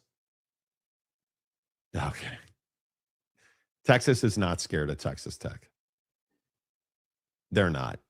And the part that Texas Tech doesn't want to say out loud is Steve Sarkisian was right. Texas would go undefeated against this here Texas Tech schedule. Abilene, Oregon State, Houston, Sam Houston, at Colorado, Arizona State, Cincinnati, Arizona, West Virginia, Oklahoma State, Baylor, and TCU. There is not a competent football team on that schedule capable enough to beat Texas. There just isn't, right? Abilene, no. Oregon State, no. Houston, no. Sam Houston, no. Colorado, Arizona State, Cincinnati, and Arizona, no. West Virginia, no. Oak State, Baylor, and TCU, stop. Right? Like, you're just, Texas is not scared at all. It's just a ridiculous take, dude. That's the problem. And what I think is funny is, like, he didn't even say that they would beat you up and down and you suck. What he said is that you play a soft schedule. That's what he said. He said that his 2s and 3s would go undefeated on that schedule, dude. Like, and then Tech's got to turn it into a personal thing. And it's like, you guys are just, the little brother syndrome of this program right now is ridiculous. It really, it's incredible. Sark hasn't shown anything since he's been at Texas with all that funding. So he's not recruiting. He's not winning more games than Texas has won. He's not winning playoff games. He's not. Oh, that's interesting. I mean, I probably just, I'm old. So and I'm not very smart. He won in 2024. They won. Did they not win the first round and they beat Arizona State in the what was that year, the Peach Bowl? I'm going to say that in his 5 years at Texas, going 93-55, or excuse me, 48-20 in 5 years at Texas, and 30-13 in the SEC. I'm going to say that's pretty good. Winning almost 2-1 on your career, I'm going to say that's pretty good. Do you understand he went 5-7, 8-5, 12-2, 13-3, and 10-3? Nah, Monty, he ain't won shit. He has accomplished nothing. That guy sucks. Like, what are we doing? What are we doing? Like, what are we doing? The guy is a really good coach, right? Tech's schedule is ass. Oregon, North Carolina's Vodtech, Mississippi State have all canceled games, to be fair. And Tech is working on neutral site games with Notre Dame and USC. Correct. But just the reality of where they are right now is not great. Right? Didn't Texas Tech lose to Texas in softball recently? Yes. Yeah, but yes, Tech is really good. Tech is really good. I wouldn't. Yeah. Are you really following college softball this closely, Jake? Don't disappoint me. I am. Why? Because it's entertaining as hell. It's No, it's fun to not. watch. No, it's not. It sucks. Well, that's your opinion, dude. That's like your opinion, man. That's like your opinion, man. Yeah, that was, but wasn't that game one? Yeah. That was only game three-game one of the series. World Series. Yeah. I think they lost to Texas. Yes. So, and Texas can pitch. Mm-hmm. I mean, there's no question about that. And listen, Tech is not favored to win that series. Not even, would be an incredible long shot. So, but yeah, I mean, Texas Tech beating Alabama the way they did, and that's pretty good. Yeah, I mean, I think what'll be interesting to see is, like, you know, you have Texas Tech, who's down 0-1 in the series, but they, just to get here, they had to beat Alabama twice in a row because they were coming from the losers bracket. So, you know, I just think it'll be interesting to see. Game two, you know, your season's on the line, man. What are you going to do about it? So we'll see. We'll see how it turns out. But it is, I think the softball World Series has been very entertaining. There's been a lot of good stuff. And, you know, Jason Williams saying he's got to go home now because he wants his read a book to, you know, be the spotlight. Like, come on, bro. Read a book. Yeah. Yeah. I think that was dumb. Yeah. Texas first baseman needs a DNA test. Okay. This drama reminds me of American soap opera, All My Children. Yes, All My Children. College, whoa. James, we need to root for Texas Tech when they play Oregon State. Okay. College softball is better than, I don't know what that is. Yeah, I think you need to rewrite that one, buddy. College softball and baseball is fun to watch. Tournament play is exciting. Yes, it is.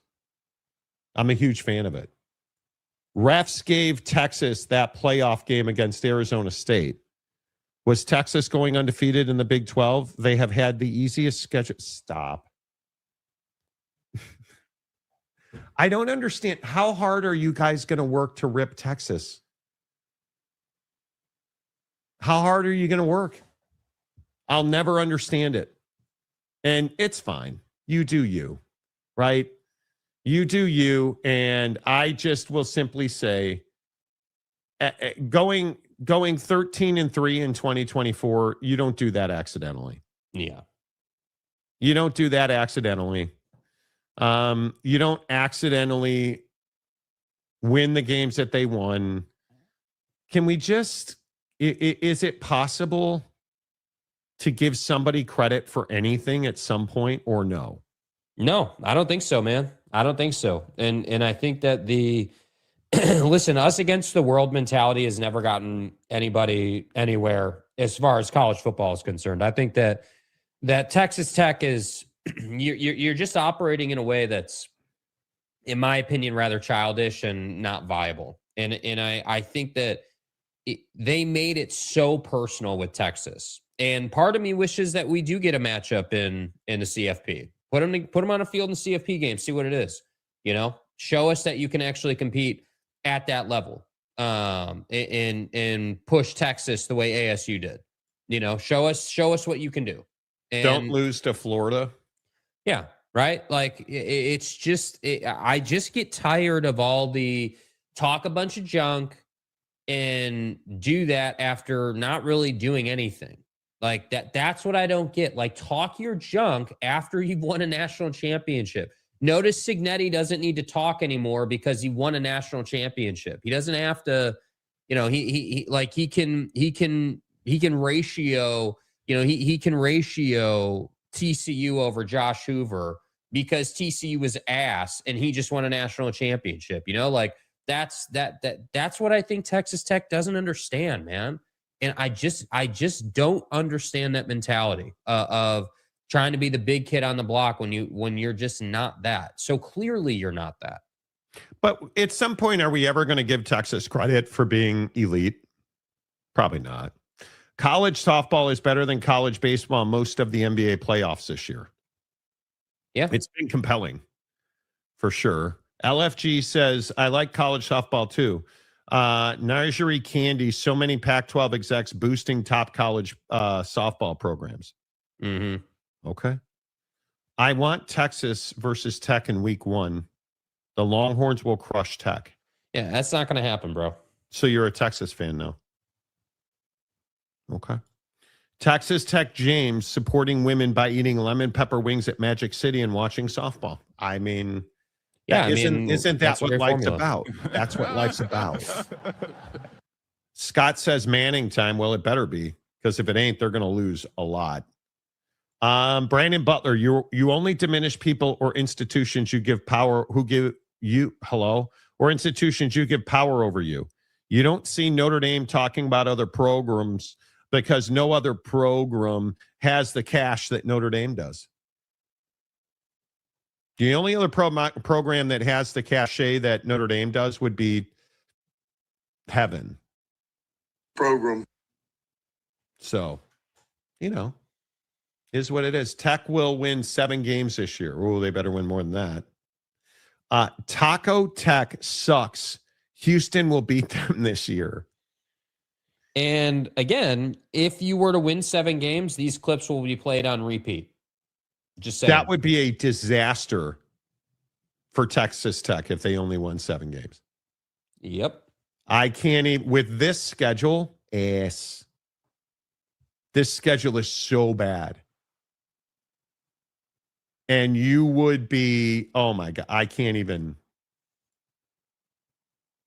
Abilene, Oregon State, Sam Houston, Colorado, Cincinnati, West Virginia, Oak State, Baylor, and TCU. That's 9 right there, you guys. Those are their win. They're winning at least. Right now, we ask.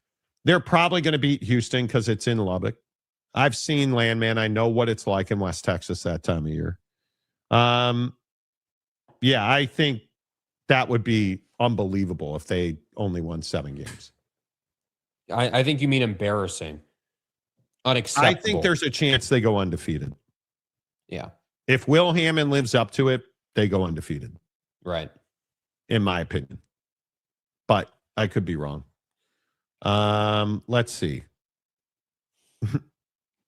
Rick, go to word timeout. Hey, Rick. Yeah, Dick. Truckers with money isn't wrong. Okay. BYU and Notre Dame will play 2 games this year, 1 more in the playoffs. You better hope so. BYU loses to Notre Dame, they won't go to the playoffs. College baseball is entertaining in the tournament, but it's terrible baseball because some of the best are in the minors. College softball is essentially the top level, much better since there's no pro. Truth. There is pro, but it's just not as prolific as Major League Baseball. You just don't know about it, right? The sorbet scandal might be the best that's happened to BYU this offseason. I mean, Brandon's in trouble. So I was very happy to have this day in court for Brandon. How do you mess it up, dude? How do you mess up the name of your client? Like, it's for Brandon. Goodness. I don't know. So I was very happy to have this day in court for Brandon. And we were saying that. Like, come on, dude. What kind of attorney are you, bro? He's a really good attorney. Yeah, well, apparently he doesn't know the name of his client, dude. It's unbelievable. Famler, what's up, dude? Texas has the most famous QB right now in college football with Arch, but in my opinion, Cal's Jaron Sagapuatelli is better future NFL. No, he's not. Stop. Texas Test lost games. ASU, Oak State, Oregon State, Colorado, and possibly Arizona. Now you're just trolling. Tech will lose 2 games, 1 to Houston and a stupid loss to one of the last 3 teams they play. Oh, it would be stupid too. It would be stupid. I just have that kind of gravity. I have had all sorts of stadiums cheer me. Dude. I know his attorney was talking just about you. So, I mean, that's a pretty big flex by you. It's ridiculous. Buddy fighting hard for Brandon Sorbet. So I was very happy to have this day in court for Brandon. So I said, yeah. For Brandon. It's so embarrassing. It's wild. Right? I can see BYU and Utah in the Super League. I think Utah is struggling financially. Private equity. Mm-hmm. Right? I mean, that's the only reason. Why else would you take private equity? You need a new basketball arena. Mm-hmm. Your football stadium is pretty damn solid. But, Rock and Ran, I was very happy to have this day in court for Brandon. For the record on YouTube, but I just didn't want to have to come to actually be in court. Do you guys know how many strays Oklahoma State fan James catches on this show? A day. Every single day, dude. It's on the record. I talked about it on YouTube last week. So many strays for him. Northside Roger, you have no idea what you're talking about. They won't have first round pick, but their D line is deeper this year. He's trolling you, dude. He is trolling you. He is trolling you. Don't fall for it. Rick Forrester. Rick. Or actually, it's Forster. Rick Forrester. Sumrall. Houston is loaded with a great QB. They will win the Big 12 this year. Yeah, BYU is going to have a Heisman candidate at quarterback. So, yeah, which Jake doesn't believe. BYU by 3 over Notre Dame in the playoffs, 35-30. Oh, yeah. Come on, dude. You better get the sacrament working now. Tithe, just start tithing more now, and maybe, no, that won't even help. Pay that man his money. That won't even help. You know it, and I know it. That will not help. Yeah. Is just, All right. Did you guys see Russell Wilson is retiring? Mm-hmm. Is he a Hall of Famer, Jake? No. No, not even close. Not. There's not a chance on God's green earth that dude is a Hall of Famer. And I maintain that the interception at the goal line against the Patriots is where your Hall of Fame candidacy died, because you had a Super Bowl, one of the best Super Bowls you could have won over a Tom Brady-led football team, and you turned the football over. And I understand Malcolm Butler made a great play on that play. I get it. Awesome. NFL films and stuff. Cool. But the point remains that you did throw the ball. It was intercepted, and you lost the game. And since then, you haven't been the same guy, and it's been downhill ever since. So I don't have Russell Wilson in the Hall of Fame. Absolutely not. Frankly, I don't think anybody has Russell Wilson in the Hall of Fame. You don't go to the Hall of Fame for winning the Walter Payton Man of the Year. You don't go, and granted, multiple NFC championships.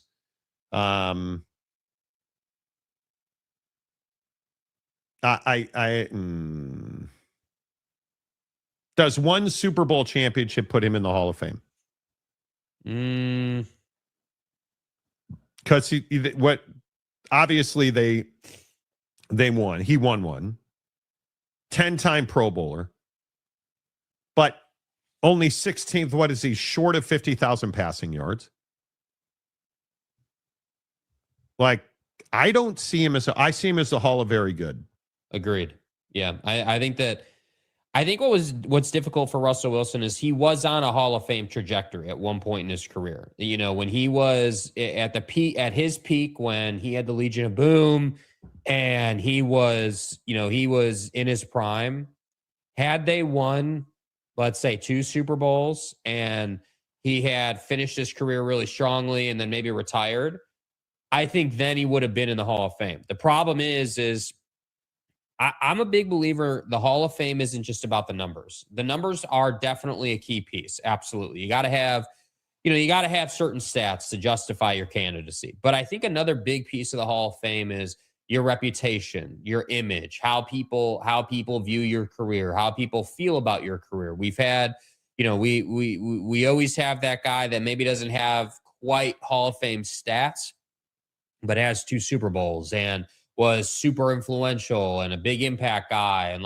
so I just think for Russell Wilson, his problem is, you don't have, as you just said, 50,000 passing yards or whatever it might be. Jake, Bronco fans ride with him. Yeah, but you went to the Broncos and you were ass, dude. There's no way around that. And I don't know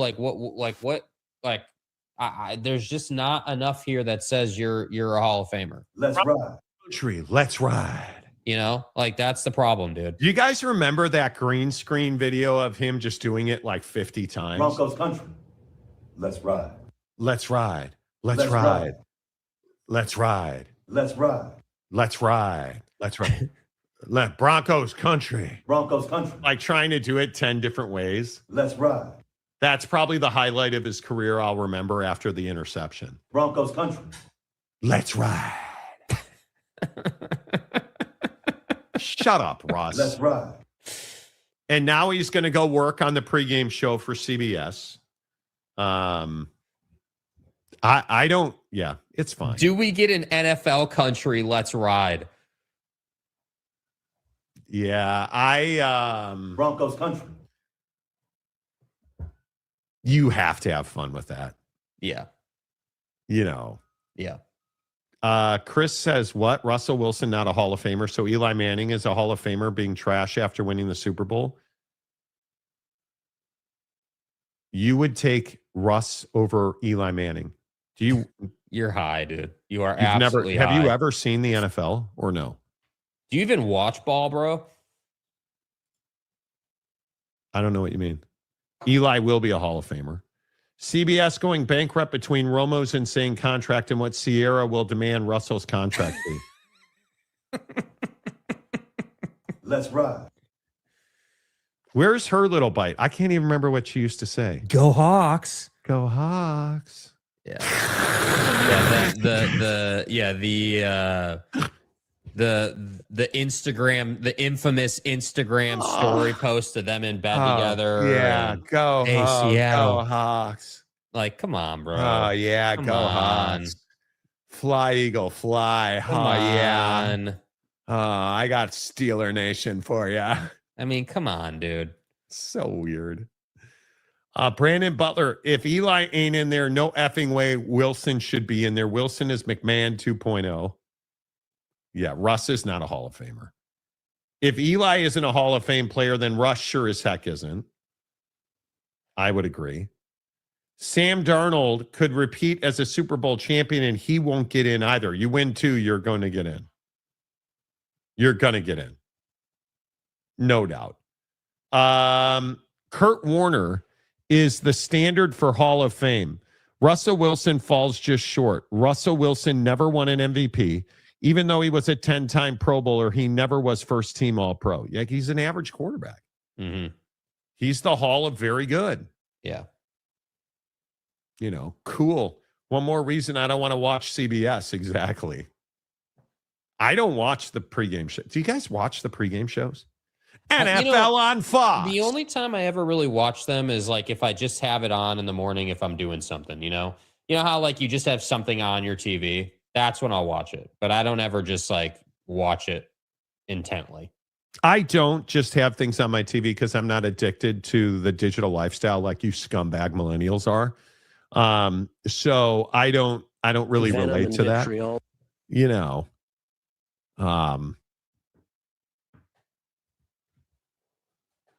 How addicted to digital entertainment are you, Jake? I mean, I don't think I'm addicted to digital entertainment. I think I watch a lot of sports because we do the show. So, I've said many, many times that I wouldn't watch nearly as much as I do if we didn't do the show. Yeah, I mean, don't throw this crap on millennials, dude. You sent me this BS garbage. Don't throw this crap on millennials. This is Gen Alpha and Gen Z. This is not a millennial thing, dude, at all. Yeah. Mommy, please take me home. Don't throw this crap on my generation, dude. It vexes me. You really don't think. Vexed. You really don't think. And again, I'm happy to say it. You scumbag millennials. You really don't think that you're the ones responsible for this. No. Dating apps are different than going to the spank bank with an AI chatbot, dude. Teen boys are choosing AI girlfriends over real life relationships with disastrous consequences. Yeah. Mainly mom and dad's laundry bill for the sheets and the never mind. Yeah, why don't we put Pavia's mom back on the screen and we can talk about parenting skills? How about that? How about that? Listen, losers. I still don't understand your obsession with hating on Pavia's mom's thighs, but you do you. New research suggests Gen Alpha boys would rather have a robo girlfriend than risk rejection. And the formative challenges that are coming from it. The Male Allies UK surveyed 1,000 boys, 12 to 16, and found that a hefty 85% of them have spoken to a chatbot, 20% know a peer who is dating an AI chatbot, and over a quarter prefer the attention and connection a bot partner gives to the real human-to-human relationship. One 16-year-old subject said it was just too much effort to try and date. The AI validates, affirms, and never gets tired, never pushes back. For an adolescent boy still assembling a sense of self, that kind of frictionless attention can feel like intimacy. On one side, they're told that to be a man is to dominate. On the other hand, so you switched hands. I'm a man.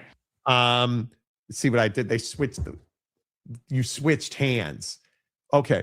They're told that men are the architects of most of what's gone wrong in our gender dynamics.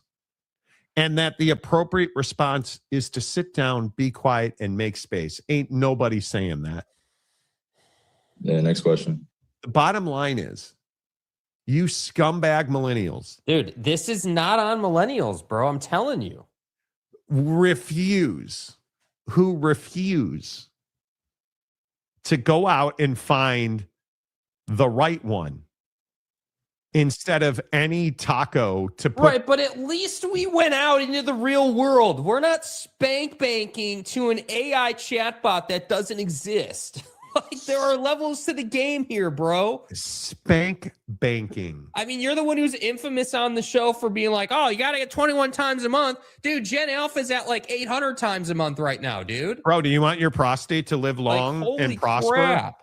If you want your prostate to be healthy, you need to lift off 21 times a month. I get it. Strength and honor. I understand, dude. Those are rookie numbers. Pump those numbers up. No, dude, I'm not standing on the wall for an AI chatbot, dude. That's not happening, dude. I'm not. Hiscock. Absolutely not, dude. Yes, you would. No. You're so easy. No. This is a Gen Alpha problem, and they need to get their crap together, dude. This isn't a real question. You're just trolling so that I'll put the picture of Pavia's mom up there. It is what it is.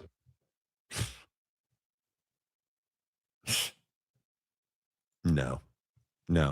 You want to go to church with this girl. You want to go to hell with this girl. Right? I mean, there's a big difference. Or Jake's like, no, I don't. Welcome to the nightmare. Gen Alpha, more like Gen Beta. Agreed. You guys are soft. You guys are so soft.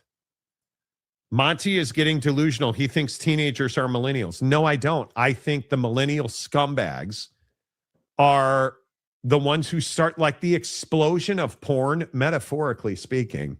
Porn's been around for decades, dude. Right, Come but on. millennials absolutely tore down the internet. So what was the strengthening 80s then, forearm. dude? What was the 80s and all those magazines that you guys had boxes upon VHS boxes, dude? VHS tapes are different than the interwebs. Oh, okay. Because mainly because the interwebs didn't exist when VHS tapes came out, dude. Am I saying that if when I was 15 years old, if I had a cell phone and, you know, Jenny from the block absolutely getting jackhammered, that I probably would have spent some minutes of my life?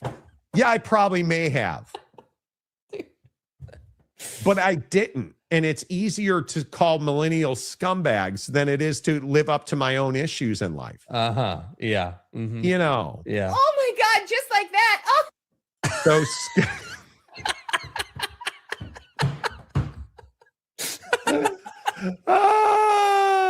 the scumbag Gen Xers. I don't even disagree. He's just a hack. Stranger hand. Right. Chatbots require 42 times a month. Right. This man was a bona fide scrub. Damn, chatbots with the current youth. Geez, whatever happened to glory holes for the youth of America? Whatever happened to hitting on a chick in the lunchroom? Get a pizza puff, a little cup of mayonnaise, and go to Pound Town. Yeah, bro. That doesn't exist anymore. 21, can you do some for me? Not for me, for me. Right. Can you do something for me? Right. It's on the millennials. Due to their fault cause, they're behind creating the AI. That's exactly whatever, right. dude. I know. Scumbags. It's all on us. Scumbag millennials. After my dad passed, I cleaned out his place and found his collection. Guys will be guys. Empty. The opposite of full. I'm telling you. It is what it is. I'd love it to be wider. I think James, of course it's James, still has a VHS of Debbie Does Dallas. Nah, dude, he threw that out after the Magic City incident happened, bro. He's graduated. Do you guys think this is pervasive? Do you think this is real? That scumbag millennials created AI, which is now given way to AI girlfriends. I think it's interesting that on one hand, we're talking about AI girlfriends, and on the other hand, we're seeing corporate America get away from AI taking over every job known to mankind and realizing that human beings are actually necessary to do, to do a lot of work and keep efficiency up. And that's what I find fascinating about AI. And I think, there's, look, if your kids have access to their phone 24/7, I mean, I just think that you're asking for a little bit of trouble as far as what a fucking asshole. My dog doesn't even listen to me anymore. And I agree. You're causing trouble. Yeah. If your son came to you and said that he was smashing an AI chatbot, what would you say? I would say, no, you're not, because that chatbot's not real, bro. Absolutely not, dude. It is not real. It's fake. It's all in your mind. And that's the problem, bro.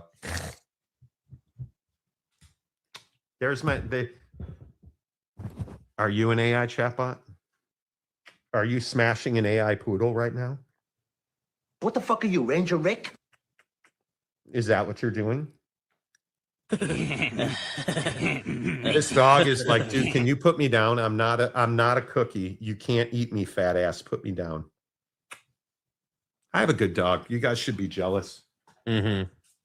Every time when I take him for a walk, if I was single, that dog would have me AI chatbotting every single night. Right. It'd be you and him on the couch with some baby oil. I get it. Dude, Diddy party. No, Yeah. seriously. How pervasive do you think this is? Do you think this is I mean, real? I think there's if out of 1,000 people, 850 of them said yes, then I think that's somewhat indicative of what people are doing nowadays. I mean, again, I just think that every day that goes by, you got to remember that every day that goes by, there's new stuff that the younger generation, that the 15 to 20-year-old is experiencing that a 30 plus isn't experiencing, because we're not into what they're into. We're not It's just how it works, man. And so I think that yeah, this is most likely a problem. Yes. And I'm not surprised by it. I think teenage boys not being willing to have relations with real live women is a problem. Mm-hmm. It's a problem. Mm-hmm. And I think it terrifies me for what the future will look like. It truly terrifies me because I don't believe, I think this is a massive problem globally. And I think we are creating a generation of soft ass men. And I know you guys know the saying about soft men create hard times. And I am telling you, we're going to make we're going to make gas prices look like no problem at all if we continue to let our boys think that they're actually having relationships. Yeah. And I will continue to say, if you have a 5-year-old child, do not give them a cell phone. Right. Get a fucking job and buy your own. That is, and you better be glad that you're not a 10-year-old right now, because I would raise you completely different. Because I think we have to make a generation. We have to create a generation of badass men. This is fucking America. We need men that are tough, resilient, who work all day and then come home and smash like a porn star. We need to raise a generation of men who treat people well, who treat women with respect, and they earn money. I'm going to say this again. And this AI chatbot thing is the antithesis of that. Agreed. Completely. This AI chatbot stuff, dude, I'm telling you, it is your boys not wanting to leave their rooms. And that's exactly the doom and gloom that this country cannot afford from future generations. Yes. Get your ass out of your bedroom. Marcus's kid. Save up your allowance so you can afford to buy a power washer. Yes. And start power washing roofs and driveways. That's what you should be doing. Mm-hmm. But instead, what are we doing? We're sitting at home playing Call of Duty and getting on AI chatbots. Yeah, we're sitting at home hoping to make money streaming instead of going out and, like building a business. I think it's horrendous for the future of this country. Yep. And I don't know how you fix it, because scumbag millennials are not having babies, and the ones who are, I don't even know what you say to this, dude. Right? I don't know what you say to this, because these are the kids of older millennials doing this. And it's really difficult to think. We need tough dudes, man. We need tough people, not just men. We need our kids, our women, our men to be ready. It's a cultural thing to go and build the world. Yeah, it's a cultural thing. There's no question about it. It's a cultural divide that is going the wrong direction. And I think that what's challenging is I think that we're far enough past the pandemic to where now we're starting to see those longer term implications of, hey, you don't have to leave the house. You can't leave the house. You don't want to leave the house because of what's going on in the world right now. But then once the world kind of opened back up again and it was like, all right, cool, we can get back to doing what we were doing. Well, hold on. Now we don't want to do that. And we're seeing that type of behavior bleed into younger folks now. And so I think what's challenging is, my opinion is that this culturally, this starts from the top down. This is everything from, like, it's not just the parents. The parents obviously play a huge role. I completely agree. But I think it's everything from, the messaging from our world leaders down through what we're seeing in the world, down to, what the culture's like in our high schools and our middle schools. And like, it's all of that combined together. It used to be, I'm telling you, one of the side effects that is dangerous of, hey, well, the old school path of, school, college, get a job, that type of thing. Well, that path inherently had you working your ass off, but there was always a reward, right? There was always this thing that you could build that was tangible. Like, hey, I got the piece of paper now after going through school. Now let me go and turn that piece of paper into a living and a retirement and everything like that. But now that path isn't as viable and most people aren't doing it, now I think we're starting to see, well, man, all we see on our phone is these streamers and these people making a ton of money online. And I want to do that because that's convenient without actually realizing, yeah, dude, like it actually takes a lot of work, bro. It actually takes like an F load of work to build an online presence and do what you do. And I think it's why when we used to talk about on the show that we don't like to refer to ourselves as a podcast, and that word is dirty. It's dirty because everybody and their mom thought they could do it by just sitting in their basement with a couple of crappy ass mics and a camcorder. And then they realized, oh, wait, this actually takes work. And like, it's not easy to do. And that's the problem, man.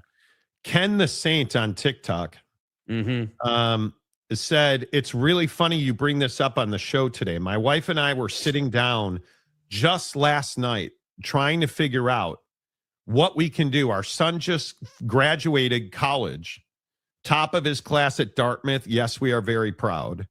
You should be. That's an accomplishment, bro. Collectively, we make $420,000 a year.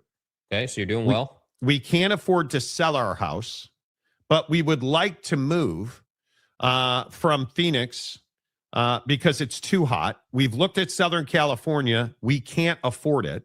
We've looked at Maui, and we think we can afford it. And I heard you say that you own property on Maui. I own a deeded timeshare. Yeah. But the real question is, what do you do with all of this? How do we live our lives? You guys are talking about your kids and these chatbots. How do we as parents of millennials, we're 54 and 55, and I'm not so sure that we can afford to live the life we want to live. It's not too late. Like, see, this is the thing that I struggle with this. You're 54 and 55. You make $400,000 a year collectively. Is it more difficult to do anything you want to do? Yes, it is. Can you do anything you want to do? Yes, you can. Yep. Right. And I would tell you that you have to be brave. You have to have courage. And talking about building the life that we need to build to live the way we want to live takes courage, dude. It absolutely takes courage. And I'm telling you, if you want to move to Maui, you can do that. Yeah. Right? If you want to leave Phoenix because it is so hot and you're tired of the heat, you can do that. Yeah. Like their son now lives in New Jersey. He took a job in aviation in New Jersey. Great. And so your son's living conditions, he's graduated, he's got a full-time job. You don't have to worry about that anymore. Yeah. That doesn't mean you're not a parent anymore. But what it means is you're not financially responsible for your child's rent. Yeah. Right? You have the ability to go do what you want. But you have to have some balls to go and do it. And it is not easy to do that. And I think that's one of the things that this AI chatbot story, which was his point. You know what your biggest issue with this AI chatbot is? It doesn't build courage. It doesn't build self-confidence. It does not help you build a relationship with yourself. Yeah. It doesn't. Right? It's brutal. It is absolutely brutal. Yeah, everybody is buying property in Belize.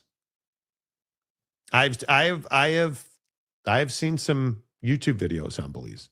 How many months is a virtual pregnancy before your virtual baby son is born from all of your soldiers? I don't know. Anyway, I think it takes courage. That's what I would tell you. It takes a lot of courage, but it is what it is. All right. The Monty Show is always presented by the Advocates at theadvocates.com. No, I'm not going to talk about what I'm doing. Marcus is like, you're not even going to talk about what you're doing? No. I want to move in silence like the G in lasagna. The Lil Wayne reference. Right. The Monty Show presented by the Advocates at theadvocates.com, the best injury attorneys in the business. 24/7, 365, and it won't cost you a dime. Be safe on the roads. Don't drive distracted. And if the worst happens, get the best at theadvocates.com. Until Monday, say goodbye, Jake. Goodbye, Jake.